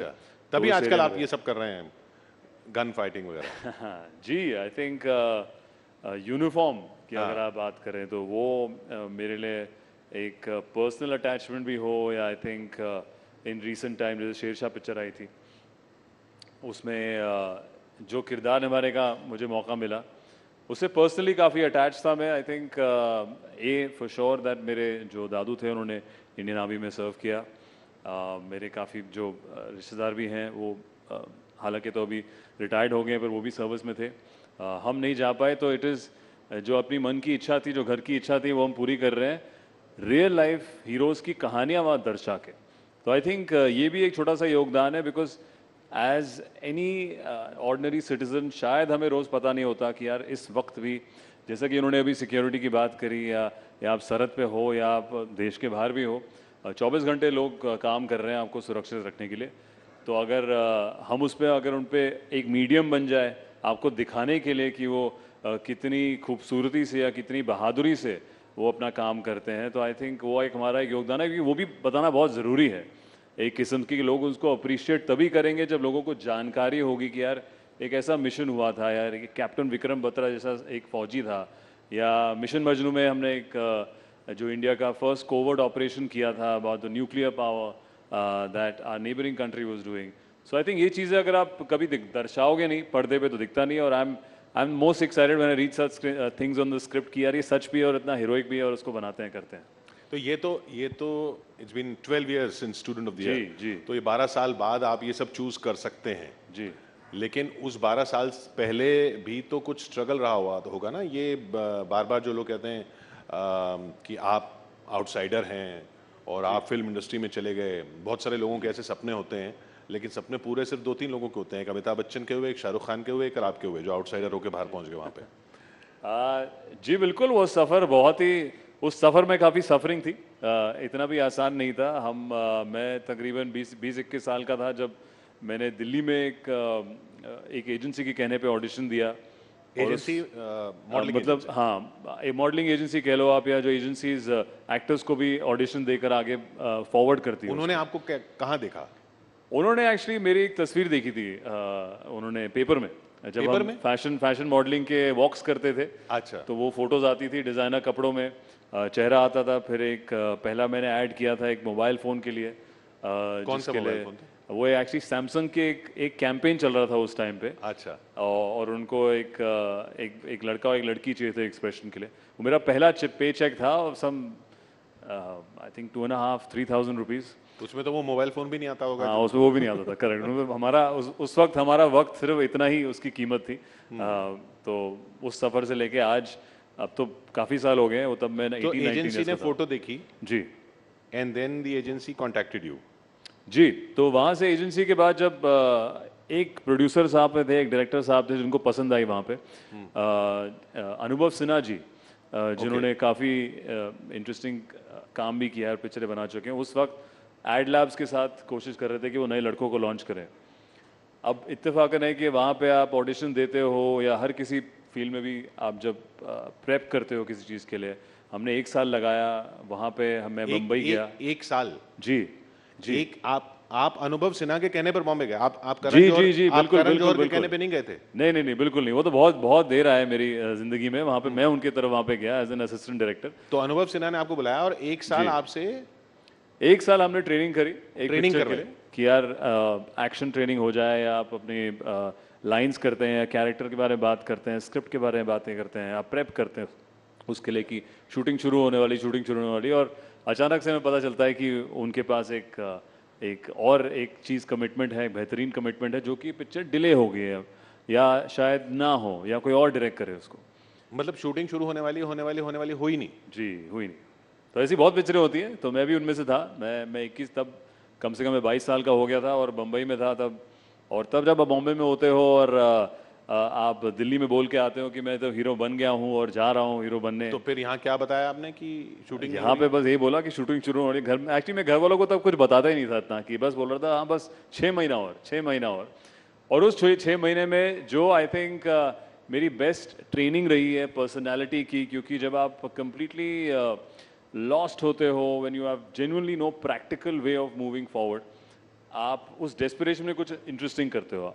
जैसे मुझे याद है एक रिक्शा राइड थी उस टाइम पे, जब मैं अपने दोस्त के साथ रिक्शा में जा रहा था कि मैंने कहा यार ट्रेनिंग तो कर ली, ये कर ली, अभी काम कहाँ से ढूंढे, कहाँ से ऑडिशन दे. तो उसने कहा यार तेरी तो भाषा भी सही है, बाकी लोगों की भाषा हिंदी में, दिल्ली में हम हिंदी साफ बोलते हैं. तो वो कोई फलाने एक्टर की बात कर रहा था. तो मैंने कहा तुझे कैसे पता? कहता नहीं यार जब मैं एडी था तो तब मैंने नोटिस किया कि ये एक्टर असिस्टेंट डायरेक्टर. तो तब मैंने भी ऐसे रिएक्ट किया. मैंने कहा एडी माने? तो इसने कहा असिस्टेंट डायरेक्टर. तो मैंने कहा वो क्या होता है? इसने नहीं, हम डायरेक्टर को असिस्ट करते हैं एक बड़ी पिक्चर बनाने में. उसमें पता चलता है कि एक्टर का प्रोसेस क्या है, या एक्टर काम कैसे करता है. तो मेरे को वो रिक्शा राइड इतनी स्पेसिफिकली याद है. अंधेरी से हम जूस सर्कल में जा रहे थे और कि तब मेरे जहन में कुछ आया कि यार अगर ऐसा मौका मुझे मिले एक फिल्म सेट पे होने का, जहाँ पे मैं चीज़ें देख पाऊँ, ऑब्जर्व कर पाऊँ, तो आई थिंक शायद मैं ज़्यादा कॉन्फिडेंटली समझ पाऊँ कि मूवी बिजनेस चलता कैसे. तो उस महीने से, उसी हफ्ते से मैं स्ट्रेट गया सेम प्रोडक्शन हाउसेस, एजेंसी सबके पास, ना कि बतौर एज एन एक्टर बट बतौर एज एन असिस्टेंट डायरेक्टर तो trying to be an intern. आपने एक्टर वाली ऑडिशंस नहीं दी? नहीं, फिर उस वक्त से मैंने शिफ्ट कर दिया। वो जो मैंने 3 महीना बिताए, I think that was destined for me to take this path, because उस वक्त मैं मिला ऐसे असिस्टेंट डायरेक्टर्स की टीम से जो कि बड़ी बड़ी पिक्चरें कर रहे हैं, और वहाँ पे भी ऐसे लोग थे कि अगर 5 एडीज होते हैं तो एक 5वां जो होता है वो इंटर्न होता है, मीनिंग कि डजंट पे वेल, डजंट पे एट ऑल एक्चुअली। सो मैं उसके लिए जॉब के लिए वाउच कर रहा था। मतलब एडीज के भी आप इंटर्न हो गए? जी बिल्कुल, मतलब एडीज होते हैं, पैसा कुछ नहीं? पैसा कुछ नहीं होता, पहली पिक्चर में नहीं होता है। तो कौन सी पिक्चर थी ये? फिर मैंने गाना किया था एक पिक्चर का, फिर जो पूरी फुल फ्लेजेड पिक्चर हमने करी वो मुझे तब एंट्री मिली धर्मा प्रोडक्शंस के ऑफिस में, माय नेम इज खान करके। माय नेम इज खान में आप असिस्टेंट डायरेक्टर थे? जी बिल्कुल। मतलब वो बहुत सारी भीड़ जो होती है उसमें से एक थे? जी, हम लोग नहीं, बहुत बड़ी पिक्चर थी, हम 8 असिस्टेंट डायरेक्टर्स थे और 8 में से मैं था, तब मेरी गिनती बीच में आ रही थी 5 उसमें तो वरुण धवन भी असिस्टेंट डायरेक्टर? उसमें वरुण धवन भी आया। तो आप दोनों जो असिस्टेंट डायरेक्टर थे वो स्टूडेंट ऑफ द ईयर में ले लिए गए? वो इत्तेफाकन है, तब नहीं पता था मेरे को। कम से कम उस पिक्चर को मैं प्री प्रोडक्शन में भी था, जो कि पिक्चर से पहले प्रेप होती है। वरुण शूटिंग में भी आए, और वरुण पोस्ट प्रोडक्शन में नहीं था, तो मैं वहाँ तब भी रुका, बिकॉज मेरे लिए वो सबसे कीमती एक्सपीरियंस था कि मुझे यार it felt like the best film school. एक दिल्ली बॉय को जिसको एक्टर बनना है, इतने बड़े सेट पे शाहरुख और काजोल डायलॉग्स बोल रहे हैं यार, आपको उनके डायलॉग्स पढ़ने का मौका मिल रहा है, पहले उनका प्रोसेस देखने का मौका मिल रहा है। तो वहाँ से वो जर्नी इत्तेफाकन ऐसा हुआ कि यार जब हम as an ADs camera face करते थे कभी कभी मार्क के लिए, जैसे ये लाइटिंग यहाँ पे हो रखी है, तो ये लाइटिंग सही है कि नहीं, आजा चल खड़े हो जल्दी, हाँ ओके सर, तो स्टैंडिंग देयर, और उस स्टैंडिंग देयर में लाइट उस फेस पे कैसे आ रही है जी, तो वो मॉनिटर देखते थे तब हमारे कैमरामैन, तो वहाँ देख कर कैमरामैन जी ने कोई कमेंट किया कि इसका ये टेक्सचर ठीक है लड़का, वहाँ पे करण जौहर जी ने देखा कि अच्छा इस पे कैमरा ऐसा लगता है, फिर कोई राइटर देखता है, तो ऐसे ऐसे उन लोगों के जहन में एक इम्प्रेशन बैठता है कि ये ठीक ठाक पर्सनैलिटी है। एक तरह से आपका जो आप लाइट टेस्टिंग करा रहे थे या कैमरा पोजीशन टेस्ट करा रहे थे, आपका स्क्रीन टेस्ट हो रहा है। मेरा स्क्रीन, मैं 2 साल इतना घसीटा वहाँ पे स्क्रीन टेस्ट कर, जहाँ मौका मिलता था हम लोग, चाहे काजोल मैम की लाइटिंग हो या शाहरुख सर की लाइटिंग हो, हम करते थे वहाँ पे। और उसी दौरान आई थिंक तभी आपको पता चलता है कि कैसे चीज़ें जुड़ती हैं आगे, क्योंकि अगर मैंने वो असिस्टेंट डायरेक्शन के जॉब के लिए चेस नहीं किया होता, मुझे स्टूडेंट ऑफ द ईयर शायद नहीं मिलती, क्योंकि उसके प्रोसेस के बाद ही जब करण सर ने मेरे को और वरुण को कैमरा के पीछे पर्दे में 1-1.5 साल देखा हरकतें करते हुए कि भाई इनमें भी जज्बा है, इनको एक्टर बनना है, और तब तो फुल जज्बाती ऑडिशन देने में हम तैयार। वहाँ से उन्होंने फिर हमें 3 महीना ऑडिशन लिए बिना बताए कि यार उनकी पिक्चर की है नहीं। वो तो लेकिन डेविड धवन के बेटे थे ना, आप तो बाहर से आए हुए थे जी, तो उनके चांसेस ज्यादा थे जी। आई थिंक अवेयरनेस ज़्यादा थी, चांसेस के पता नहीं बिल्कुल कि कोई जब उस माहौल में बड़ा होता है तो एक अवेयरनेस होती है कि यार, जैसे तभी शायद जैसे उनको वरुण वाज मोर अवेयर कि यार पोस्ट प्रोडक्शन एडिटिंग क्या होता है, यू नो मे बी क्योंकि डेविड सर एक एडिटर थे अपने यंगर डेज से, तो वो नॉलेज है, और मुझे वो नॉलेज उसी फिल्म के थ्रू मिली। मैं फर्स्ट टाइम देख रहा हूँ एडिट पे कि अच्छा यार, अच्छा ऐसा एक एक कट करके आप पूरी पिक्चर बनाते हो, तो मेरे लिए तो वो एकदम डिज्नी लैंड था उस टाइम पे कि मुझे इतनी बड़ी पिक्चर में मौका मिल रहा है। घर में क्या बता रहे थे, पैसे नहीं मिल रहे थे कुछ भी? तब थोड़ी बहुत शुरू हुई, तब मैं उनसे एक्चुअली झूठ बोलकर बीच में शूटिंग के दौरान नहीं, बट जब हम प्रेप करते हैं मैं जाता था अपने अलग अलग शूट करने के लिए, जैसे काफ़ी ऐसे कपड़ों के ब्रांड्स थे उस ज़माने में जो कि 1 डे के लिए यू नो मॉडलिंग के लिए फेसेस ढूंढते थे। एडी थे और बीच में मैं एक दिन जो कमाता था वो मेरे पूरे महीने का रेंट निकलता था उसमें, तो मैं बीच में जाके शूटिंग करता था। रहते हुए दूसरी जगह भी काम कर रहे थे? जी। उनको बताया नहीं था? उनको बताया मैंने उनको, तब उनको मैं सुबह मेरे को अपनी रियल लाइफ एक्टिंग एबिलिटीज करनी पड़ती थी कि you know I am just under the weather, I am not really feeling well and you know so I can't come today, तो ऐसा लो। वहाँ के बीमारी के बहाने बना के मैंने अपना रेंट दिया है दोस्तों के साथ, और कितना मिलता था मॉडलिंग का, कितना पैसा मिलता था? I think at that time for any face, मतलब देयर वाज सम, एक दिन में आप कुछ 35-40,000 रुपीस कमा सकते थे। अच्छा, 35-40,000 पूरा महीना निकल जाता जी, तो करेक्ट। उस पर रेंट मेरा 11,000 रुपये का रेंट था उस टाइम पे। वहाँ पे हम जुहू में 3 लड़के साथ में रहते थे। वो 2 क्या कर रहे हैं? जी, वो उनमें से एक MBA में, आई थिंक एक अभी बिजनेस कर रहा है। तो सबके थोड़े अलग अलग चीज़, उनमें से एक को एक्टर नहीं बनना था लकली, तो वो सक्सेसफुल आगे निकल गया। जिनको एक्टर्स बनना था वो हम ही लगे रहते थे जिम और फिटनेस में, और उसमें अपना रेंट कर रहे हैं साथ में जोड़ जोड़ के। But I think I had the best time, because वो स्ट्रगल के डेज की जो मस्तियाँ होती हैं वो अलग होती है। हमारे पास मुझे याद है जैसे 1.5 बेडरूम था, तो मैं हाफ बेडरूम में रहता था और इस तरफ पूरी खिड़कियाँ थी, एक हाफ बेड था और कबर्ड से। तो जब हम शिफ्ट कर रहे थे हमने कहा चला है पर्दे लगाएंगे देखते हैं जब अंदर घुसते हैं। तो हम 2 साल वहाँ पर रहे, वो कभी हमने उतने पैसे खर्चे ही नहीं कि हमने पर्दे लगाए उसमें। तो वहाँ रात को वो जुहू बिल्डिंग इन 3 लड़कों को देख चुकी होगी आई थिंक उस 2 साल में, कि वो किसी भी हालत में वो नहा के बाहर निकल रहे हैं, वो तैयार होके बाहर जा रहे हैं। हमने ना बिना बेपर्दे के उसको उस घर को रखा था और इतनी मस्ती करी थी वहाँ। और अब तो आप बिना पर्दों के रह नहीं सकते। जी बिल्कुल, अब तो पर्दे वो अब उल्टा हो जाता है। तो वो 35-40 हज़ार उस टाइम मिलते थे, अभी कितने मिलते हैं? अरे देखिए अभी बिजनेस एक्यूमेंट, ये इन्वेस्टमेंट हमने करके अब मेरी टाइम की कीमत बढ़ गई है देखो। तो वो उसकी मेहनत करनी पड़ी। वो 10 साल मेहनत करें तब जाके हमें एक कीमत मिलती है। ये एक्शन वगैरह जो आप करते हैं, ये जी पहले तो वो स्टंटमैन होते थे, आजकल ग्राफिक्स होती हैं, आप एक्चुअल करते हैं, कुछ ट्रेनिंग होती है? अरे नहीं बिल्कुल, आई थिंक आज के दौर में everybody wants something which is authentic, which is real, उसके लिए बहुत मेहनत करनी पड़ती है।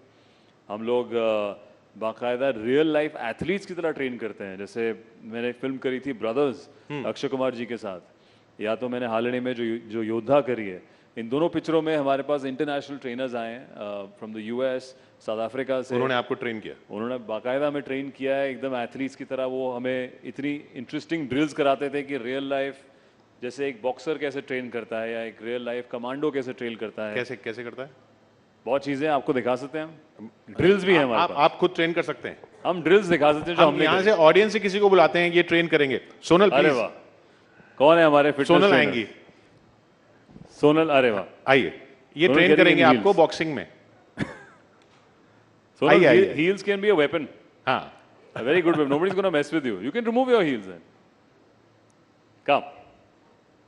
We'll try. Acha, okay, already.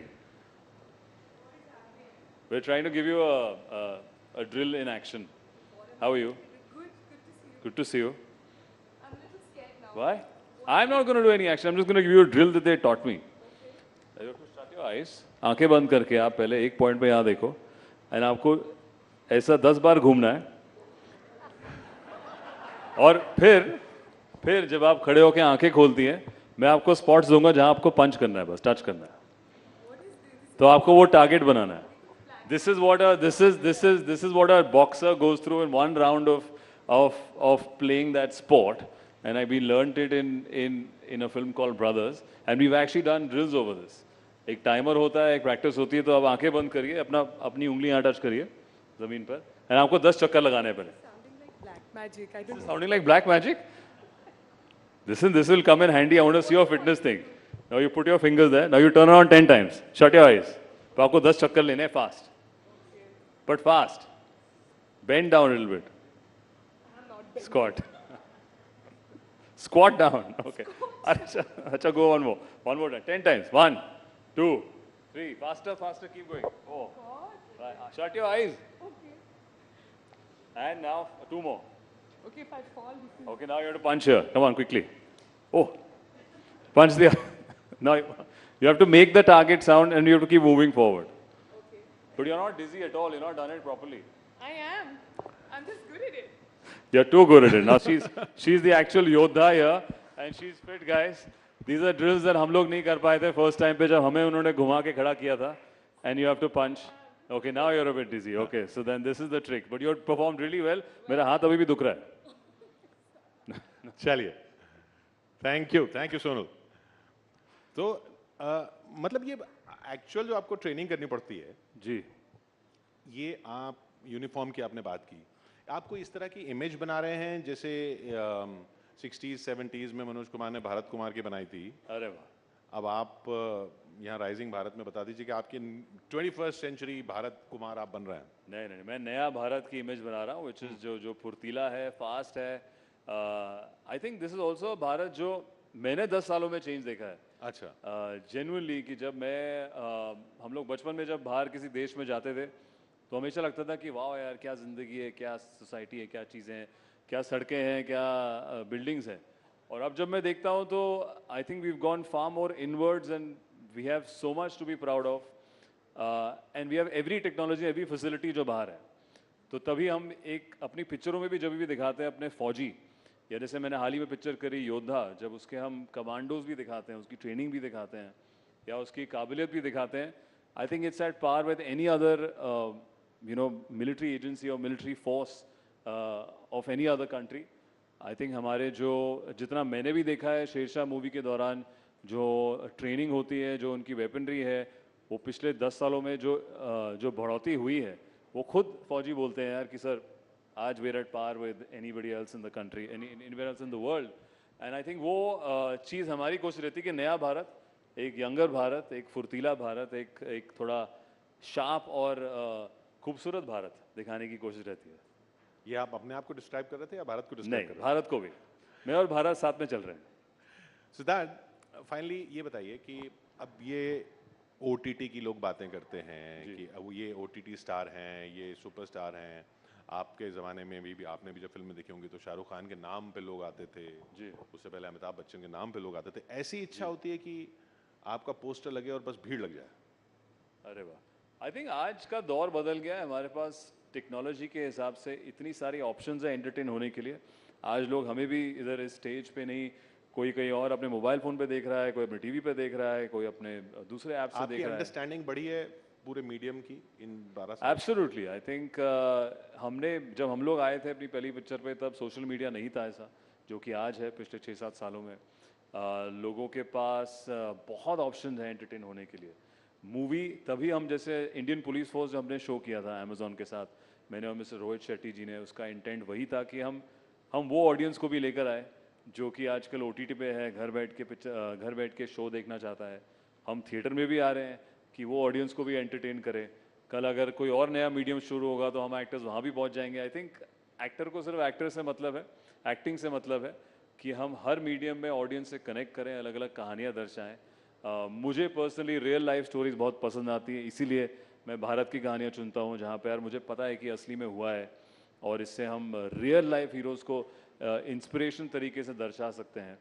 चाहे वो OTT मीडियम हो, चाहे वो थिएट्रिकल हो, या चाहे कोई नया मीडियम कल आ जाए, पता नहीं।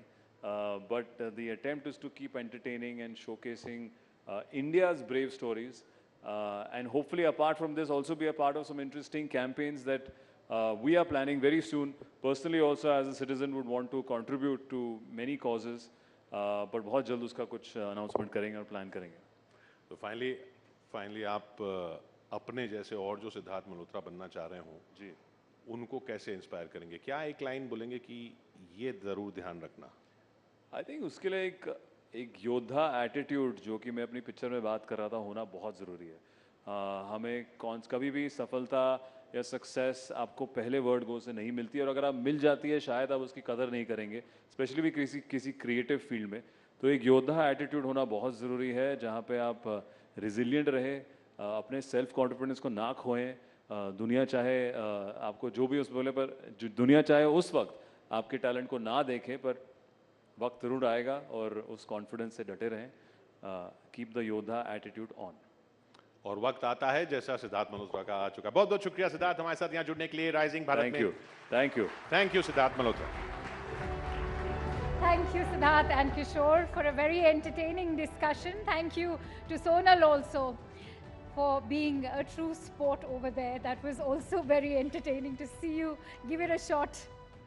All right, so as we've been talking about how diverse our panel discussions have been, it's not just entertainment, sports, or even politics. As we all know, Prime Minister Shri Narendra Modi ji will also be gracing the event in the evening, which will be the grand culmination of a 2-day Rising Bharat Summit. But having said that, let's now shift focus also over to international affairs, because we told you we have a very special guest all the way from United States. What is common between the United States and India this year? Well, we are both headed into general election. While there's talk about who will be India's next Prime Minister, there's talk about who will be the United States' next President. Will it be Joe Biden or will it be Donald Trump? On that note, our next speaker is a person who has spearheaded some of the US government's most significant foreign policy breakthroughs. As the only four-year national security member of President Donald Trump's cabinet, he worked to impose crushing pressure on the Islamic Republic of Iran, avert a nuclear crisis with North Korea, even deliver unmatched support for Israel and bring peace to the Middle East. His efforts to promote religious freedom around the world were unequaled in American diplomatic history. He even helped the Trump administration craft the America First approach that appended Washington's wisdom and made him America's enemy's worst nightmare. Please welcome Mr. Mike Pompeo, former United States Secretary of State, for a session never give an inch in conversation with Bodhisattva Ganguly and Zaka Jacob. Ladies and gentlemen, let's have a huge round of applause for these gentlemen.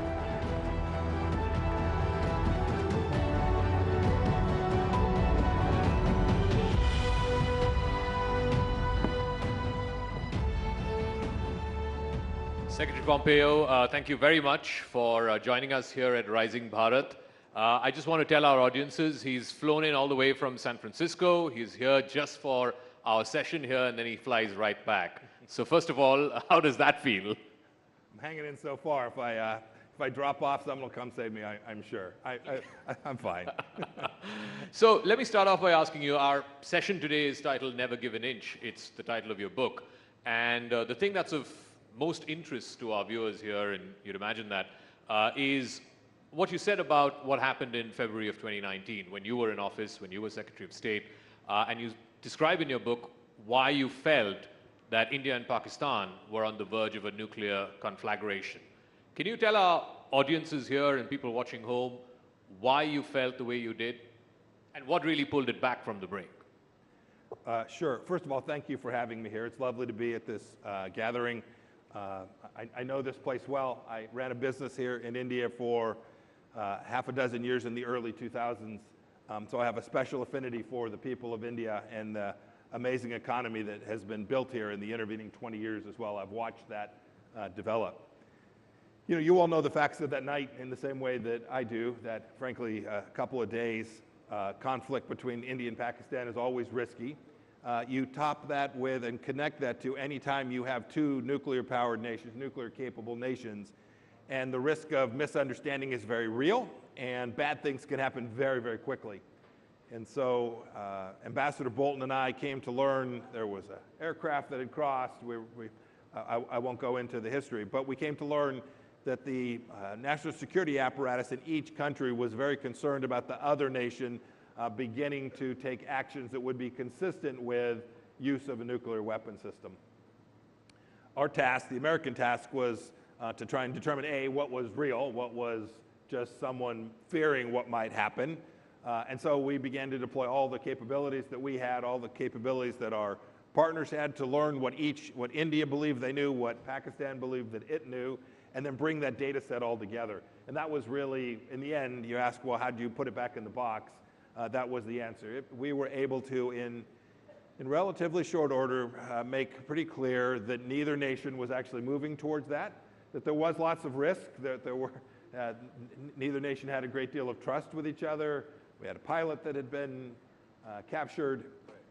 And so there was lots of anxiety and risk along the conflict zone. But it became pretty clear, and we were able to effectively demonstrate that the risk that the other side was moving towards using a nuclear weapon was very, very low, and we were able to take that tension down over the course of just a handful of hours. But nonetheless, you know, there's no issue when you're the Secretary of State for the United States of America. There is no issue that you worry about more than the proliferation of nuclear weapons and their potential use. And one of the things you worry about most is not that they will be used by someone who's doing so in a rational, intentional way, define rational however one might like, but rather based on a set of facts that isn't real, that there's a mistake, false release, some kind of storyline, some propaganda, some deep fake. You can imagine lots of things that would create a situation where it would get to a place you can't get it back. And we wanted to do everything we could that day and night to make sure that that moment didn't arise. And in this case, it did not. I just want to talk a By little the way, bit. last thing I'll say is really good professional leadership on all sides. The team that worked for me, the teams that were both in India and Pakistan did a very nice job that evening of managing a very heated moment. You know what, when you were Secretary of State and in the Trump administration, the Pakistan policy was much more hardline than what we've seen in the last 4 years under the Biden administration. If you were, and now we all have the benefit of hindsight, if you were to assess the changes that's been made in the Biden policy towards Pakistan, how would you assess it? Because there's been significant changes. The military deals have come back, some of the aid has come back, maybe not so much the importance, but it seems like Pakistan's not in the doghouse anymore. Without adopting that analogy, we came to believe that the policy that had been before us under President Obama, and frankly under Republicans before that as well, that engagement policy had not successfully delivered an outcome that was good for the United States. So it took us a little bit, took us 6 or 8 months, but we reversed course with respect to Pakistan in material ways, providing lots of things that Pakistan wanted. Not in an effort to punish, but rather in an effort to convince the Pakistanis that they needed to be part of a model that looked more like ours than the Chinese Communist Party's model. And I think, unfortunately, and I don't mean this politically, I don't do politics on national security.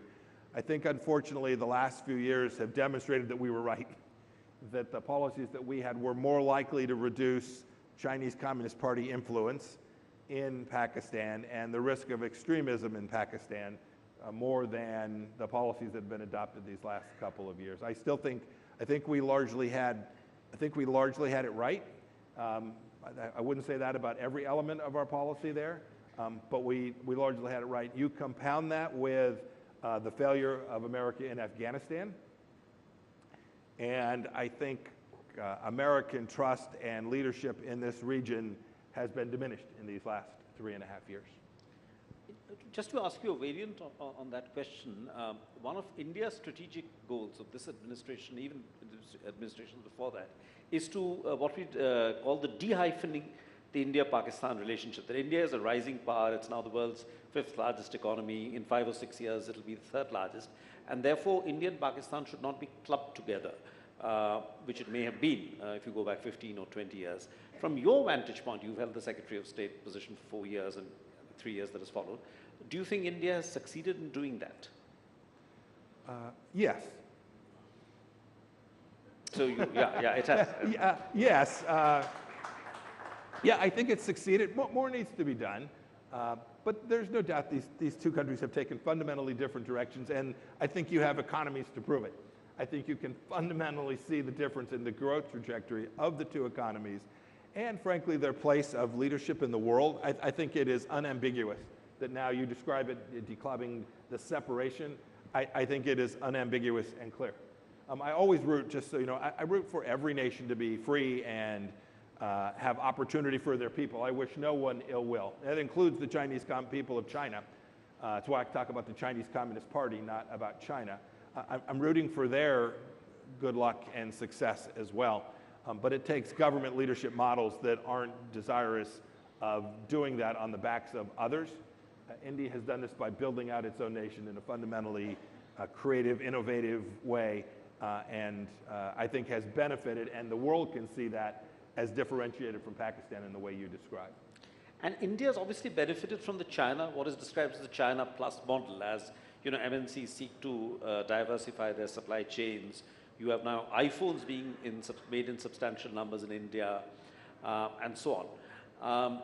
I'm asking you a hypothetical here, but if President Trump were to return to power in November this year, January 2025, what could India expect from a second Trump administration in terms of economic policy? I mean, there were friction points in the first Trump administration. Yes, oh yes, I remember them vividly. Yes. Yes. Yeah. No, there's always going to be trade friction between the United States and India. You write it down. It's natural that nations want to protect things that are theirs, including we want to do the same thing. So that piece is untroubling. I think the best way, we're talking about something that may or may not happen, the best way to think about what a second Trump administration would look like is to go back to the facts and data about the first one. By the time you get to be my age, right, things don't change. Your worldviews are pretty set. And so when I think about the work that we did alongside India in the national security space, in the economic space, on the global stage as well, I suspect that the second Trump administration would adopt a set of policies that aren't dissimilar from that. That includes, if you read a book by a fellow named Robert Lighthizer, talks about tariffs and their economic benefit to the United States of America. I have a somewhat different view of that. But it is something that President Trump used in his first term, and I have every expectation he will continue to use that tool in his second term as well. Maybe different, it'll certainly be different for different countries, but the idea of developing a deepening bilateral trade relationship with India was something that was central to our effort for our 4 years. I suspect if President Trump were to be reelected, that would continue to be the case. And will he have a second term? Oh, goodness. You all see the same data I do. I don't predict. It'll be very close. It'll be competitive. There'll be a half a dozen states where it will be material to the outcome. I'm hopelessly biased. I think that the American people are radically better off with a President Trump than they would be in a second term of President Biden. It probably doesn't surprise anybody that I think that. So I'm hopeful. I'm hopeful the American people will elect President Trump and we will begin to build America's place, its leadership in the world in the same way we did, and that the American economy will continue to accelerate in the way that it was before COVID was unleashed in the beginning of 2020. Well, a Trump second term may be viewed favorably here in India from New Delhi's point of view, but how may it be viewed from Beijing, from Riyadh, from Tel Aviv, from Kiev, and of course from Moscow? Oh my goodness. They gave me half a dozen. There'd be very different answers. Where do you want me to start? No, will the world be worried, especially given what we saw in the first 4 years of Trump?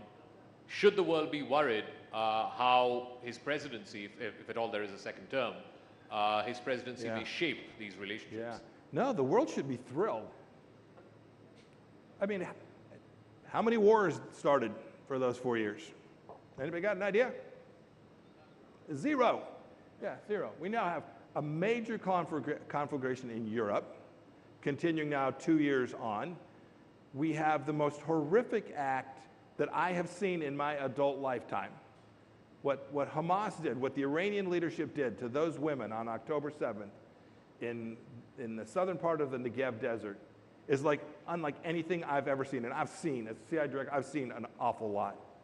This didn't happen under President Trump's watch. Instead, we built peace and prosperity. We built what became called the Abraham Accords. We had 4 nations declare that they were no longer going to be hostile to the nation of Israel.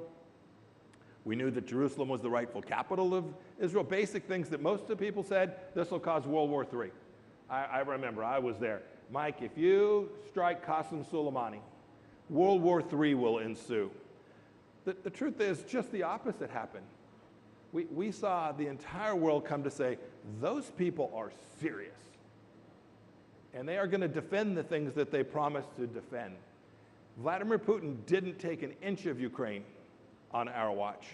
He took 1/5 of Ukraine under President Obama, and then he stopped. And then he went back at it again just a few months after we left. I know, New York Times, CNN, International, they'll tell you it was just pure luck. Fair enough. Maybe we did have good luck. Maybe the good Lord was with us. We can ascribe it to whatever we want, but I know it happened. Afghanistan didn't fall under President Trump. Right? These are things that we can factually present that are indisputable about the world being better off. So when you ask, should the world be worried about President Trump, I think the world will be fundamentally more prosperous and more secure were President Trump to be given a second term, another 4 years. But how would, I mean, obviously the world he would inherit if he were to become president again is a very different world from when he demitted office. That's what I was just talking about. How would he, because the onus is going to be on how he's going to end these 2 wars. How would President Trump end the Russia-Ukraine war or the Israel-Hamas war? I don't do predictions. I don't do predictions. I do factual, I do principle-based analysis of what's likely to take place and what happened, what I can prove happened. There are folks who say, gosh, these things, these are counterfactuals, right? Here's what I can say with certainty. Vladimir Putin had a fundamentally different perception of America when President Trump was in office. He just did. You can argue about why. Mean tweets, you just describe it however you choose to describe it. But the reality was that the missiles that saved Kyiv, the very Javelin missiles that were fired that saved Kyiv the night that they almost lost it, does anybody in this room know who provided those missiles to the Ukrainian people? Which president? It wasn't President Obama. He refused to do it. Had President Obama or his successor been elected in 2016, there would have been no Ukrainian defense that night from Javelin missiles. President Trump allowed those missiles to be delivered, saving Ukraine, giving them the very opportunity that they face today. I would tell you that in the Middle East, the Iranians understood that we were serious about defending things. We were serious about being partners with the Gulf states, the Emiratis, the Omanis, certainly the Kingdom of Saudi Arabia and Riyadh. We were serious about supporting these partners in a way that allowed them to move towards a different model in the Middle East. We want a good thing for the people that live in Judea and Samaria, that live in the West Bank. We wanted good things for them too. But we weren't about to let the terrorists that are under the thumbprint of Iran, whether it's Hezbollah or the Palestinian Authority or Hamas or the Houthis in Yemen, we weren't about to let them upset the opportunity for prosperity in the Middle East and for America, because it was about America first. We wanted to make sure our young men and women didn't have to go fight and risk their lives in those places as well, as they had done so many times over the last 25 years. I'm a former soldier. My mission set at the State Department was to deliver a model in the Middle East which no one ever asked for the 82nd Airborne or a Marine Brigade. And we had built that. And so I would suggest to you that were President Trump to get another chance, he would begin to rebuild that model. And this is how, in the end, these conflicts will end. The only way you convince evil, bad guys, to stop is power. You have to deter them. And the United States and the world, not just the United States, Europe, Middle Eastern countries, lost deterrence. And this is now what has to be returned. And I'm confident that it can be done. But regardless of what happens in November, will Ukraine be able to, will Ukraine be able to stave off a possible Russian offensive in the summer, given the deadlock in the US Congress in terms of supply of weapons? They'll get what they need. Sorry? They'll get what they need. They'll get. So you think it'll go through eventually? It will go through. The Ukrainians will get what they need. I'm convinced that they will get the tools that they need. But I'll be honest. The fact that we've provided these weapon systems to them for now 2 years plus, we collectively, the Europeans, others as well, the Koreans, many nations, not just the United States, we haven't let them win. You have to win. In the end, you have to convince your adversary that the cost of continuing conflict exceeds the benefit. This is deterrence 101. This is economic 101. This is what you teach your children. When they behave badly, you have to convince them that their bad behavior, which they enjoyed and benefited from, their bad behavior is exceeded by the cost of that bad behavior. And that's what we lost. And we have to allow the Ukrainians to do that, and we didn't. I'm afraid we're not doing it in Israel either. Today, the President of the United States and many countries, the United Nations, I think India voted that way as well, is trying to constrain the one actor that has a chance of actually creating peace in the region. Right? The leaders of Hamas to this day, tomorrow there will be a ceasefire, everything shuts down. What's Hamas going to do tomorrow? What would Iran do tomorrow? They'll go right back at it. This is no nation. India wouldn't allow this. India would not sit still for having their women raped and murdered at the level that happened that day. You'd go take care of whoever did it too. And by the way, the United States should support you in doing that. And if you had Indians held hostage, we should support your effort to go back and get those hostages. Today, there are not only Israeli hostages, but American hostages being held by Iran. And rather than pay them billions of dollars, we ought to go win. And this is the challenge. We didn't tell Israel, by the way, that they couldn't go into Gaza. Think about this. Think about the difference here. Israel is invaded by marauders, has hundreds of their people taken and held hostage, human shields being used to protect them. And we didn't tell Israel, no, you can't go get them. We told the Ukrainians, you can't do that. We told the Ukrainians, you can't go hold anything Russian at risk. If you're sitting in Russian leadership, not just Putin, but Russian leadership more broadly, and your mothers put their children to bed peacefully every night in Moscow and St. Petersburg, versus the Ukrainian mother who puts her child to bed and prays that the missile won't come through the building that night, this is asymmetric, and this is the thing that will continue to drag this European conflict out. We have to hold something that matters to Russia at risk, or at least convince them that we will.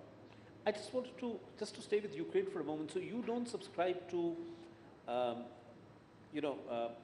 sort of an intellectual theory of the present day right in America, or parts of the present day right, is that Ukraine is a distraction, and actually the U.S. should focus more on Taiwan and so on. You don't subscribe to that. And one strand of the theory is that the whole expansion of NATO eastwards was some kind of a provocation to Russia. I mean, the same set of people usually say about these things. What are your views? No, this is Russian propaganda. NATO no more threatened St. Petersburg than a man in the moon. I mean, come on. Like, can we just all, you don't have to tell your kids, but like, can we just all agree here today? Does anybody think Vladimir Putin really feared that NATO was going to roll into Russia? Maybe. I don't think there's any evidence to support that. By the way, the United States made a promise to Ukraine in 1994 in the Budapest Memorandum. We said, give up your nuclear weapons, Soviet-era weapons, and in exchange for that, if you come under threat, we will support you in your defense. The world knows that America made that promise. If we walk away from that, good luck getting Chairman Kim in North Korea to give up his nuclear weapons. Good luck getting any nation to give up anything that matters to them based on an American guarantee. So I would argue there is a deep, important commitment there. Second, to your point, this is a European conflict. I was a soldier now decades ago. My first assignment as a young lieutenant was patrolling the then East German border. It was a great job. Drive up and down, M1 tank, put the tank away, go drink beer. Great job. European kids were sitting at the bar when I got there. Europe has to do the work, just as India needs to do the work in this region. Japan, South Korea, Australia, the list goes on. Regional nations need to do the job in the first instance to secure their own sovereignty and their own freedom. That's true in Europe. But America has a deep interest in Europeans' continued integrity and success as well. Yes, the bigger challenge is from the Chinese Communist Party. The long-term threat, the chance that my son, and if we are blessed, our grandchildren, will live in an America that is very different than the one we live in today, comes largely from Xi Jinping and his like in the Chinese Communist Party, not from Russia. That much is true. But it doesn't mean that we can allow a sovereign nation to be invaded by an aggressor. We will only encourage folks like Xi Jinping, whether that be in Taiwan or in Los Angeles.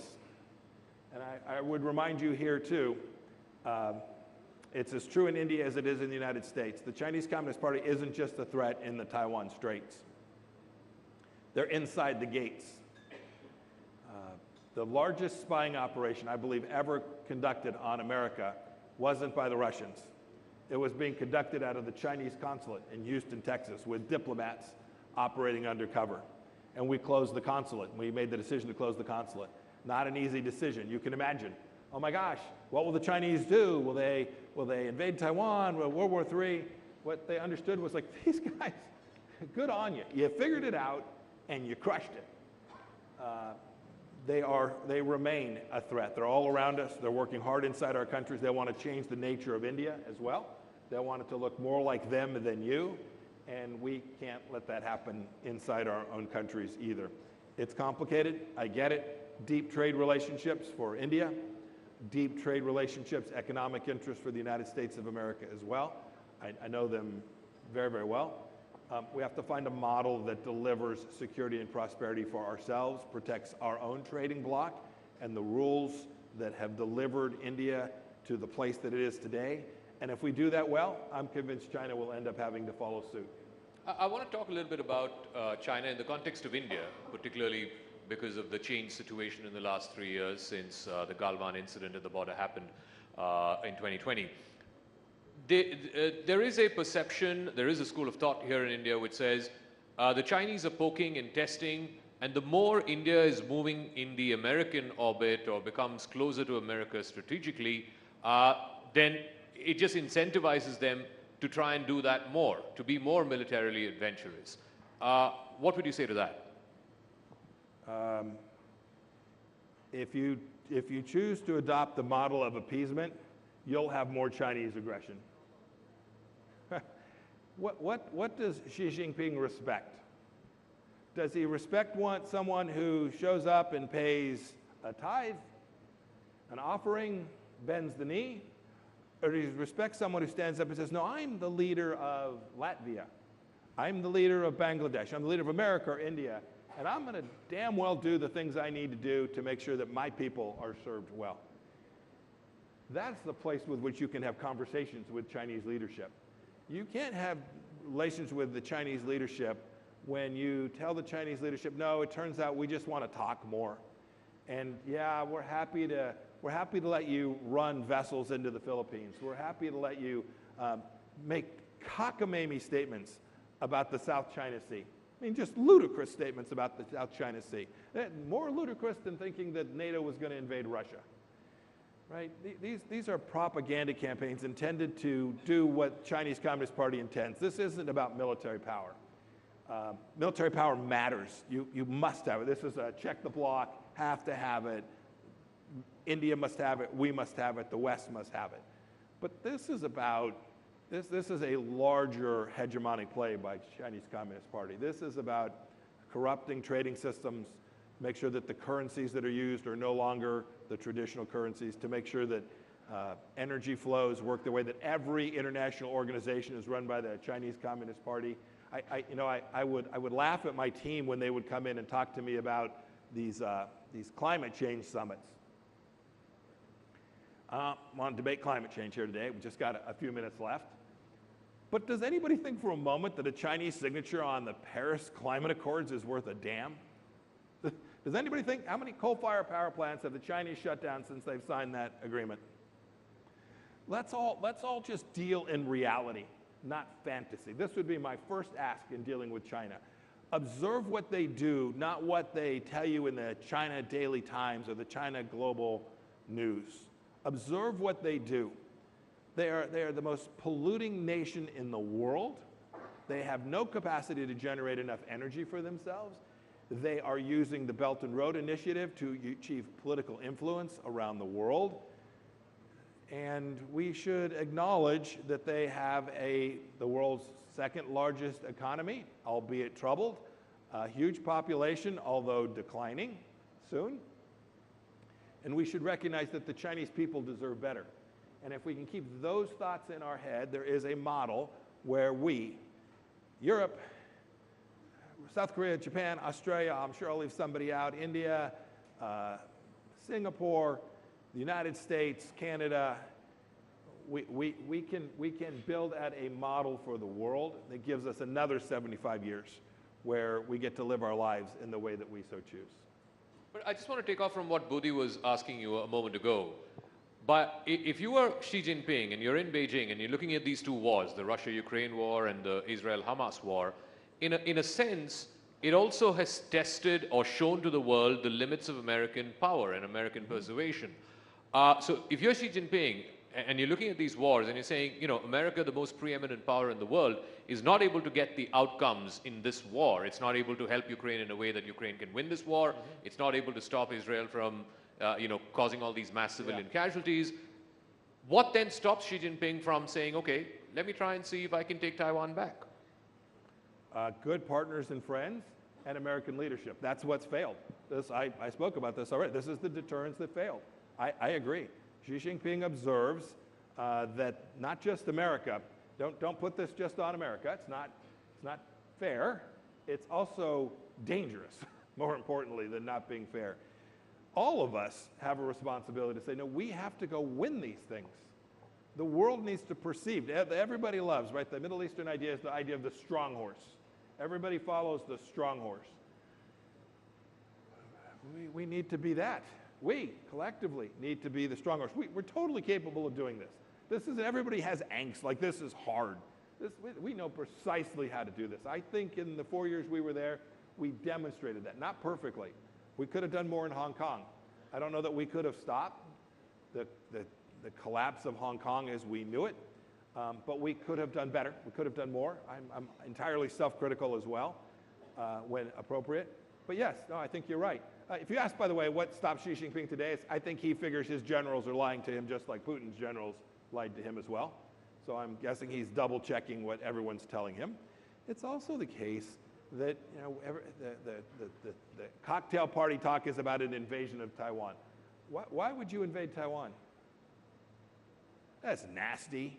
You blow up TSMC, and so nobody benefits from this.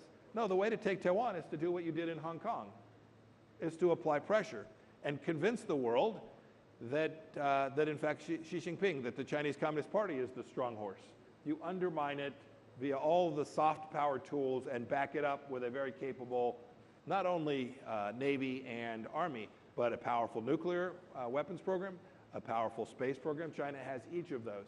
So you have the hard power tools, but your modus vivendi to achieve your objective, which is political control, not just in Taiwan, but in the entire region, Pacific Islands included. I think the model isn't to send a fleet, might do that if he has to, but the model is way more dangerous than that.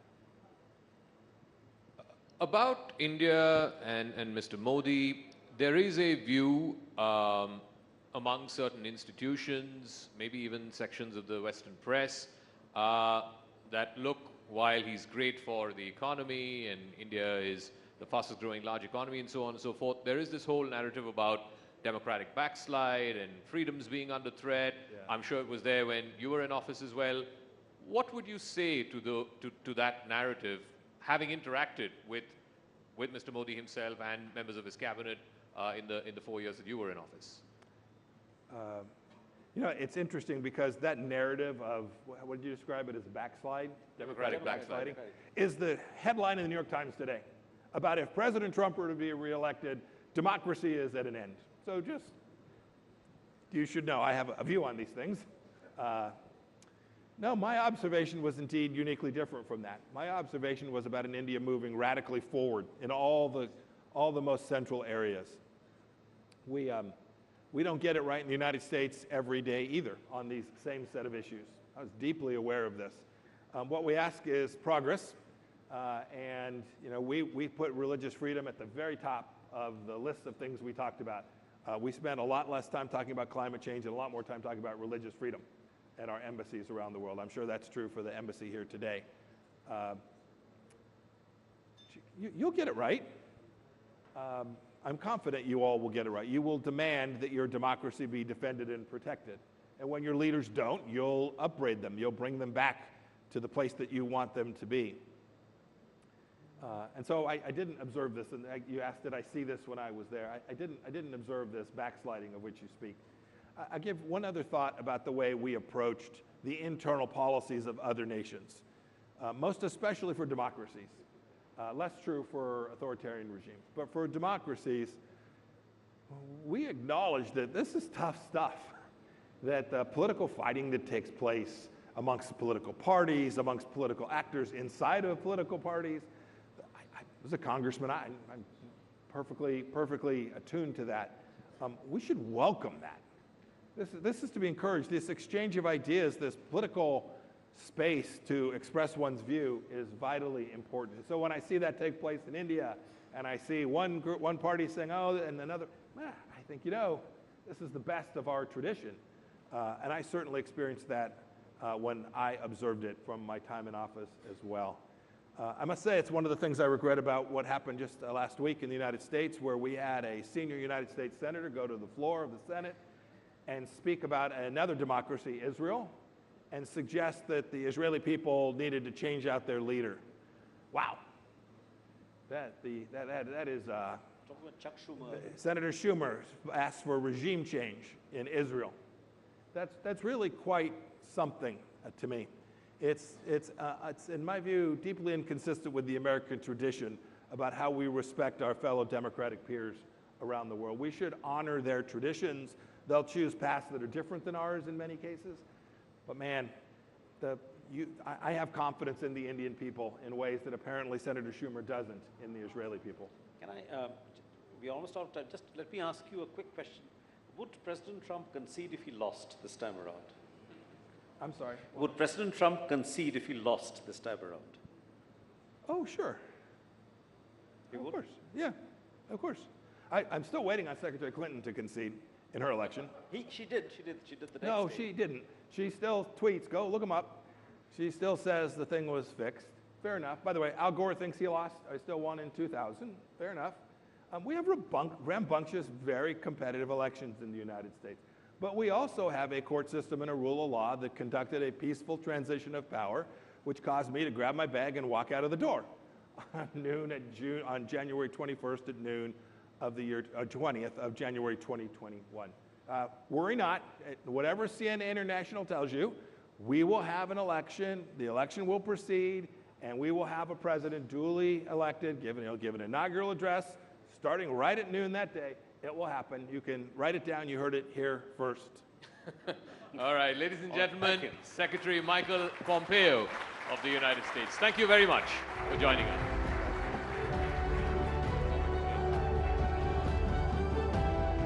Thank you, Secretary Pompeo, Zaka and Bodhi, for that very engaging conversation, one that provided us with a window to changing geopolitics of the world.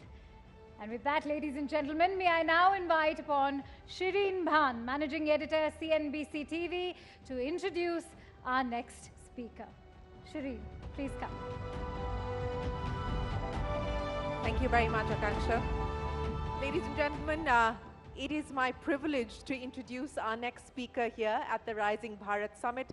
The bullishness about India that you've all been witness to over the past 2 days is showing up in our capital markets as well. The Bombay Stock Exchange market capitalization has risen. It's crossed $4 trillion recently, a nearly 4 times climb from the levels of $1.6 trillion that we saw a decade ago in 2014.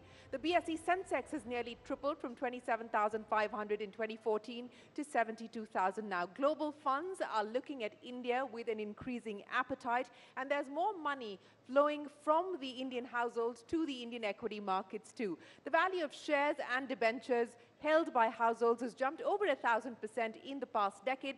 Mutual funds assets under management have also vaulted 500% in this decade. The Indian equity market has added 31 million investors in 2023. Digitization of financial systems and deeper bank penetration is transforming people's savings behavior, mirroring preference towards more return-yielding financial assets. To talk to us here on the Rising Bharat platform about the phenomenal transformation and democratization of the Indian capital markets, it is my absolute pleasure and privilege to welcome here on the stage Madhabi Puri Butt, Chairperson of the Securities Exchange Board of India, the Chairperson of our market regulator, SEBI.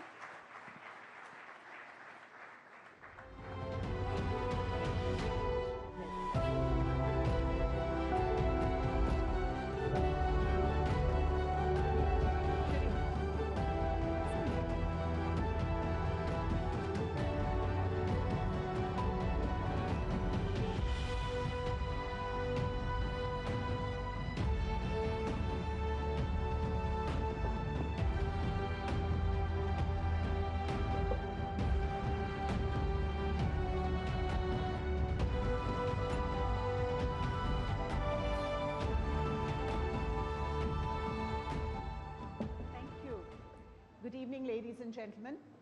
I must admit I'm a little nervous here today because Shireen has asked me to deliver an address which is supposed to be 25 minutes long. And I'm really worried because at the best of times, 5 minutes, 10 minutes is good. But to the best and brightest minds in the country sitting here today, I can't think how I can keep you engaged for 25 minutes, but I shall try. So the strategy is to share with you some stories along the way in terms of what is happening in our capital markets. So as we think about democratization of the capital markets, to me, the question that starts right at the beginning is, what do we understand by democratization? And in order to share the story of many years ago, it's a story about one Mr. Murthy. Oops. Go back.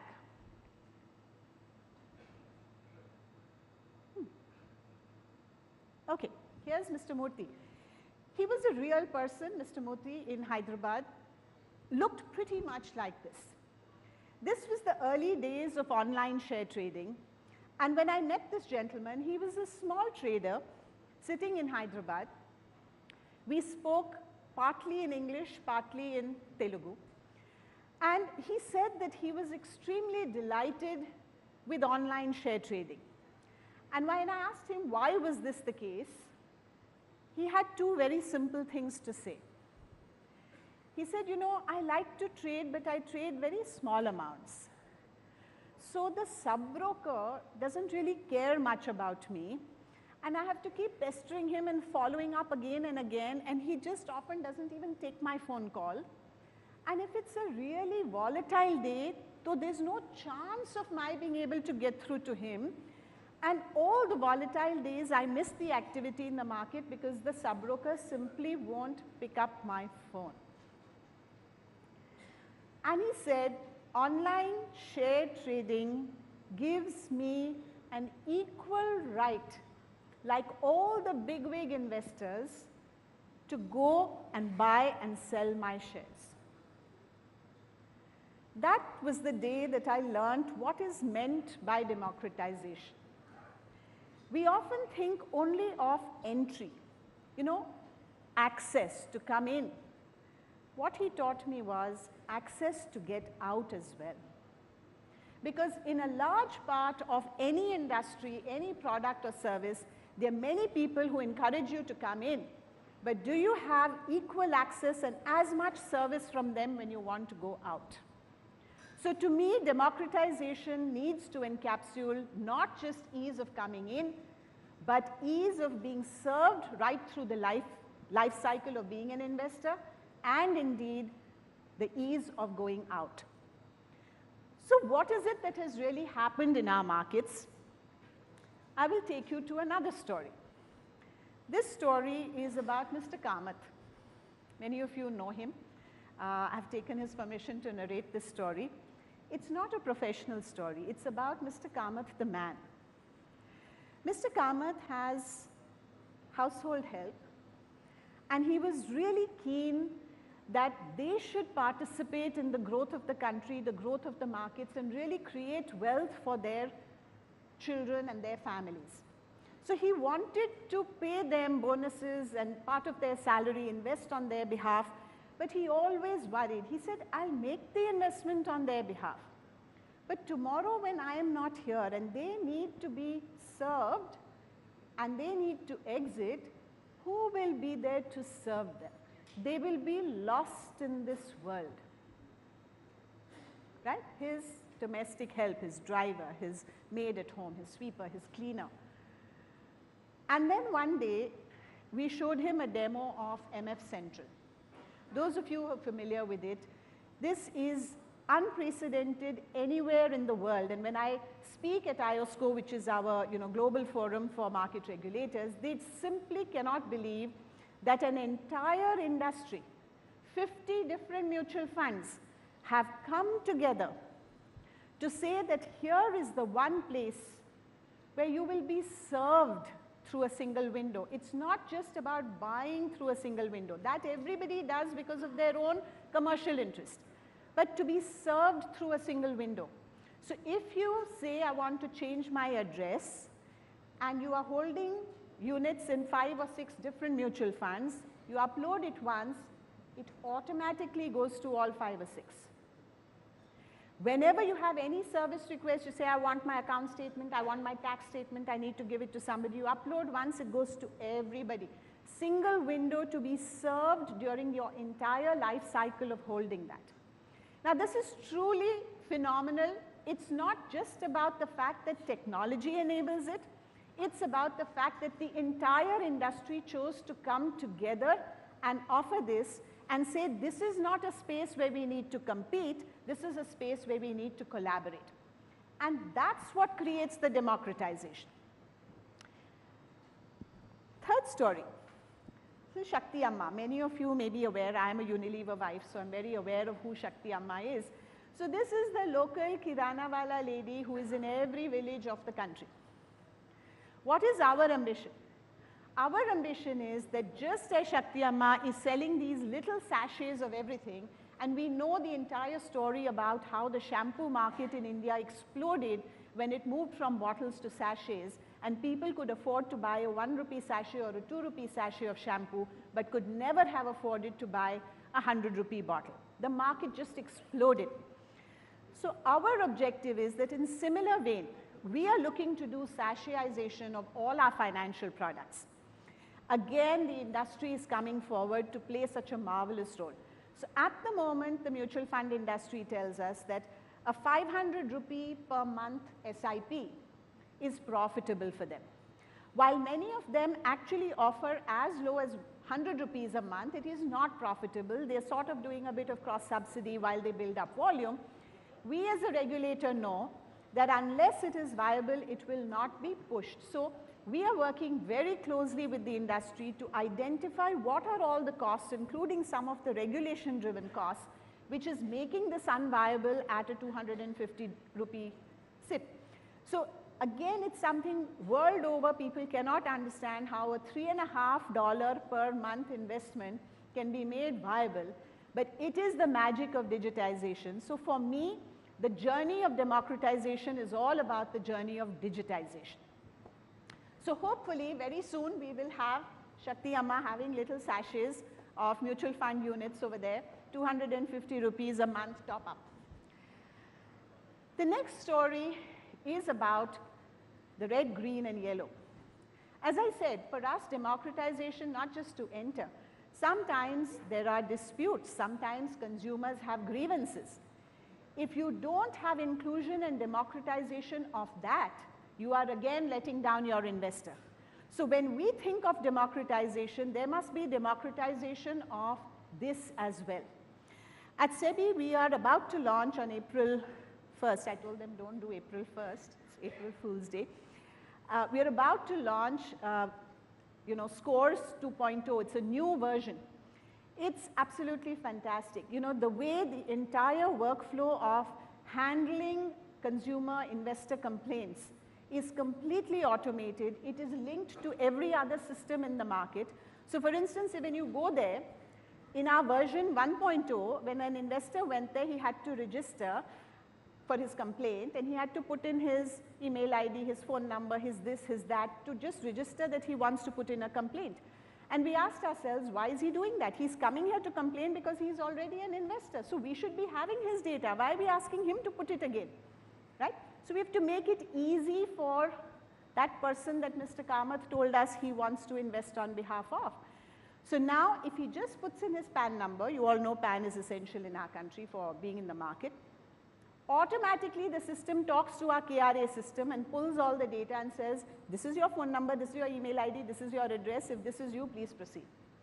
So simplifying it to this extent from the start of registration of a complaint to taking it to the end of an online dispute resolution mechanism of arbitration and mediation, the entire process with 3 levels of escalation for the consumer, for the investor, is something that has now been digitized.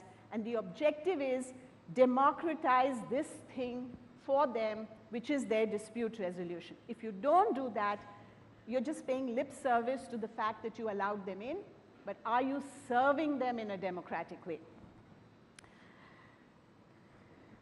This one is a story of loss. Normally when we would think about loss in the markets, you would think somebody lost money in the markets, but for us this was not that loss. It was about the loss of a dear one. So if this person sat there or was standing there and got the news that his father or his mother passed away, and he's just sitting there, that he's just lost his parents, that is grief, that is loss, that is pain. And what we said is, at a time like that, for us to give this investor the runaround and that he cannot claim the assets of his parents is just the most appalling thing possible. So what have we done about it? Again, full credit to the entire market ecosystem. About 50 odd legal heads across the ecosystem sat together, arrived at a common set of documents that they will all accept, and now if a person goes online and submits one set of transmission documents, death certificate, etc., across the entire market ecosystem, all mutual funds, all depositories, everything, you get, nobody will ask you for another document. So you have to be, this is what democratization is about, so that it's just easy for people even at a time like this.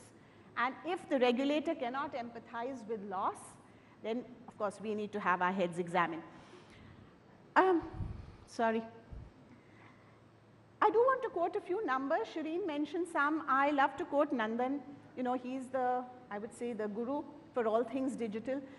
And when he highlighted this, you can see the numbers there. The numbers themselves are not important. You know, what we talk about the hockey stick effect at a company level, imagine this is the hockey stick effect at an ecosystem level. So the entire Indian ecosystem is one.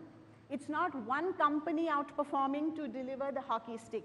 It is the entire ecosystem that is able to deliver this, and therefore you know, the whole SEBI eases the know your client process by enabling online KYC, use of Aadhaar, etc.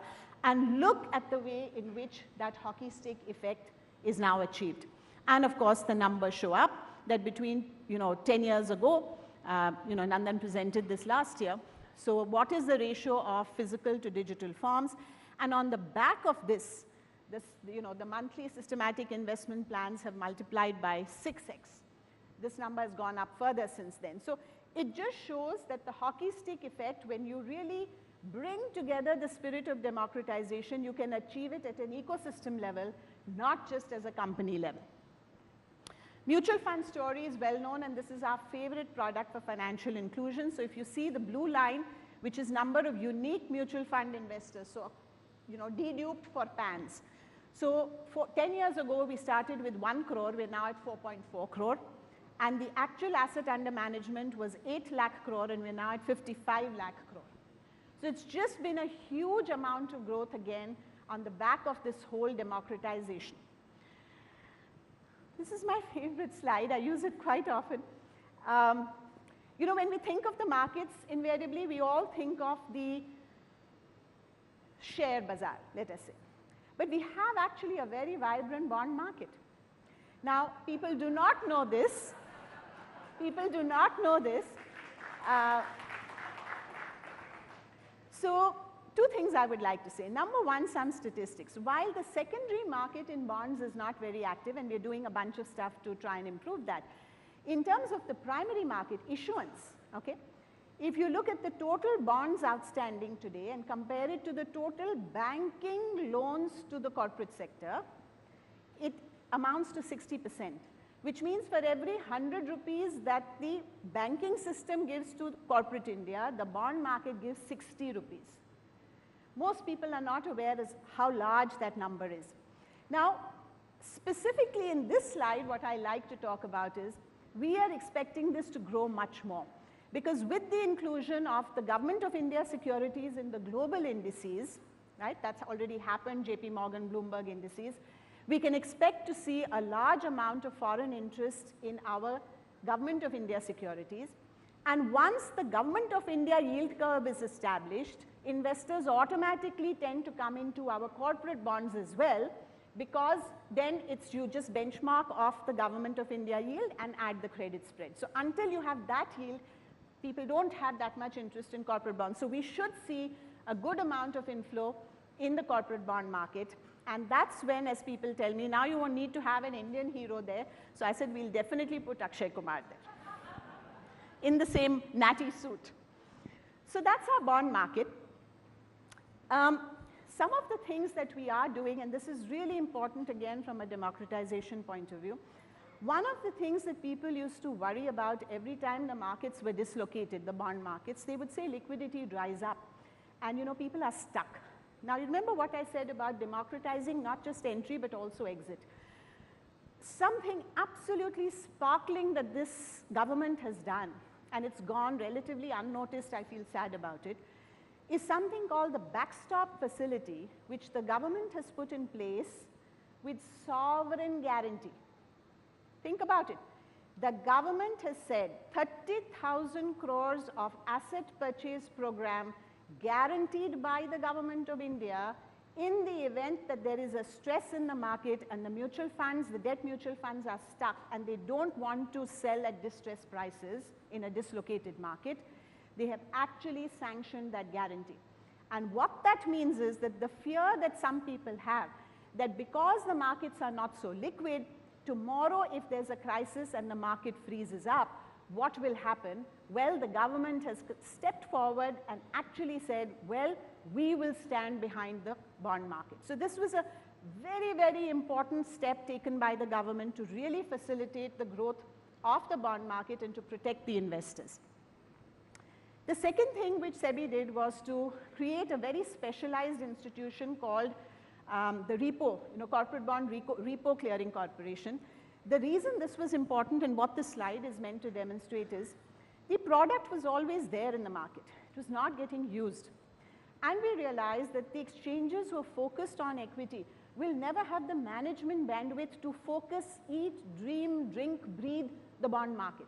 So we created a whole new institution, and we were told, it's very hard to set up a new institution. Yes, it was hard, but it was created, and that again was a cooperative effort of the entire mutual fund industry. So this is, every time I narrate these stories, as I said in ASCO, people cannot believe how much cooperation and collaboration exists in our ecosystem for people to come together to grow the market.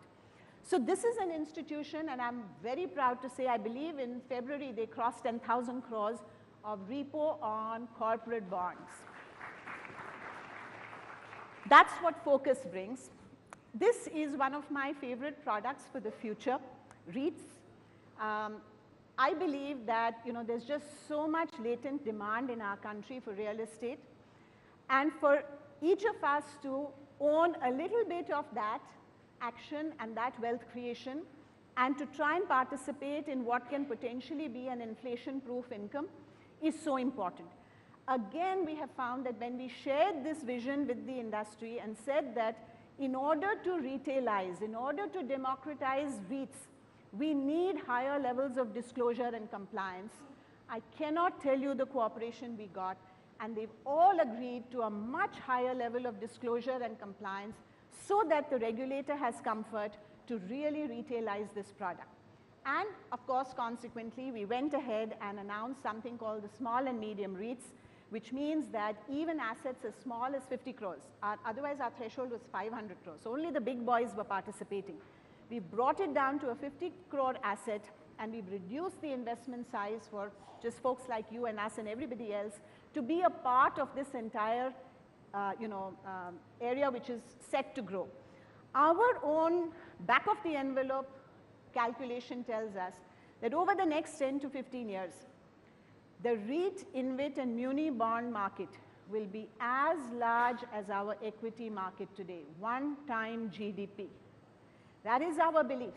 So where is that growth going to come from? Where is the capital formation going to come from? This is what our belief is, that this little piece of heaven, this little piece of real estate, this little piece of infrastructure, democratized across millions and millions of people, is what is going to create the next 1 time GDP market for our country. I think one additional step that we took towards democratization of what we call the issuers. This was all about the investors. Now what about the issuers? We recently inaugurated the listing of 5 NGOs on our social stock exchange. again, many people told us it's not worked anywhere in the world. Why will it work in India, X, Y, Z? And our belief was no. A, we will make it work because we have the technology and we can take it far and wide. And B, we have again faith in our ecosystem which has done so much. And therefore, we actually saw five NGOs listing together very recently last week as the first set of NGOs to list and make available a very transparent and trustworthy ecosystem for people to donate. So that's our social stock exchange in terms of creating democratization of issuers. Now even a non-profit can be an issuer. How do we achieve all this? And I'm often asked this question, and I think the answer is very simple. On the one hand, of course, technology. I mean, there's just no doubt about that. But the second is co-creation. You know, everything we do is co-created with industry. SEBI has always had a very rich tradition of doing very extensive discussion and very rich advisory committees on policy making. The big step we took about a year ago was that we moved that spirit of cooperation and co-creation into standard setting. So we've set up something called Industry Standards Forum, which set down the standards for implementation of SEBI regulations. And the amount of work that has happened in this last, I would say, 7-8 months, and the kind of, you know, ease of compliance that has been brought about. So SEBI had to make some changes because when a logical argument was presented to us, obviously we're going to listen to it. The industry came up with some brilliant ideas on how to do that. So the entire spirit of co-creation has been extended and democratized. So it's one more form of democratization, that the regulator does not have a monopoly on policy making. Regulator also does not have a monopoly on standard making. So this spirit of collaboration and co-creation is one of, I think, the biggest strengths of India, along with our technology. On the technology, of course, as I said, you know, it's just there for everybody to see, and Shireen and I were speaking that, you know, many people across the world cannot even understand how we can implement 90-day projects. You know, people say we barely get our terms of reference in place in 90 days, and you guys just sort of implement things. So it just comes from, I think, the speed, the attitude, the talent. So many of our young people are tech-oriented, quant-oriented. So all of this really is a huge advantage for us as a country. And therefore, with this entire democratization for the investor, for the issuer, for decision making, for policy making, all of this together is really wonderful to look at it and say that this market, therefore, is contributing to capital formation for the real economy, and that's where the driver of growth is going to come from. And at the same time, it is creating wealth in the hands of our citizens. And what a beautiful win-win outcome that is. And that's all thanks to the democratization of the capital markets. Thank you.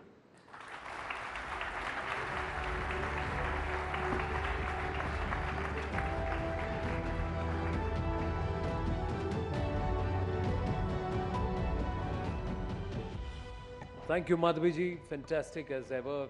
And such a pleasure to have you here with us. And thank you for making the time. Really appreciate it. Ladies and gentlemen, you can be a little more generous with your applause, please. Thank you very much. Thank you. And now I have to request all of you to cooperate with us, and very humbly so, because we now have to follow the SPG security protocols ahead of the Prime Minister gracing this Rising Bharat Summit, ladies and gentlemen. In exactly about 90 minutes from now, Prime Minister Narendra Modi will be here with us to address this gathering. Leading for Global Good is the theme. Rising Bharat Summit concludes with that grand finale with the address of Prime Minister Narendra Modi, the most popular leader in current times. Now here's what we'll have to do. We'll have to make our way out, and we have to clear the Darbar Hall for now. And I request all of you to please cooperate, because there will be yet another round of checking and frisking. Please try and avoid carrying battery packs or electronic gadgets with you on your way back in. Around 7 p.m. we will start letting people in as soon as we get the thumbs up from the SPG. Everybody has to make their way out, and you have to come back in, and we'll have to do it in an orderly manner. everybody, I mean everybody will be checked. So there's nobody who can come out and say, meri checking ki zarurat nahi hai, sabke checking ki zarurat hai, everybody's going to get checked. I request you to please be orderly, allow the ladies to make their way out, plus let's not crowd around the exit door. One by one, please. And all our guests, all our attendees are requested humbly to please cooperate, and there will be some specific seating in some areas that will be marked out for some specific guests, and also to adhere to the SPG protocols. Kindly cooperate and help us put up a fantastic evening. Thank you.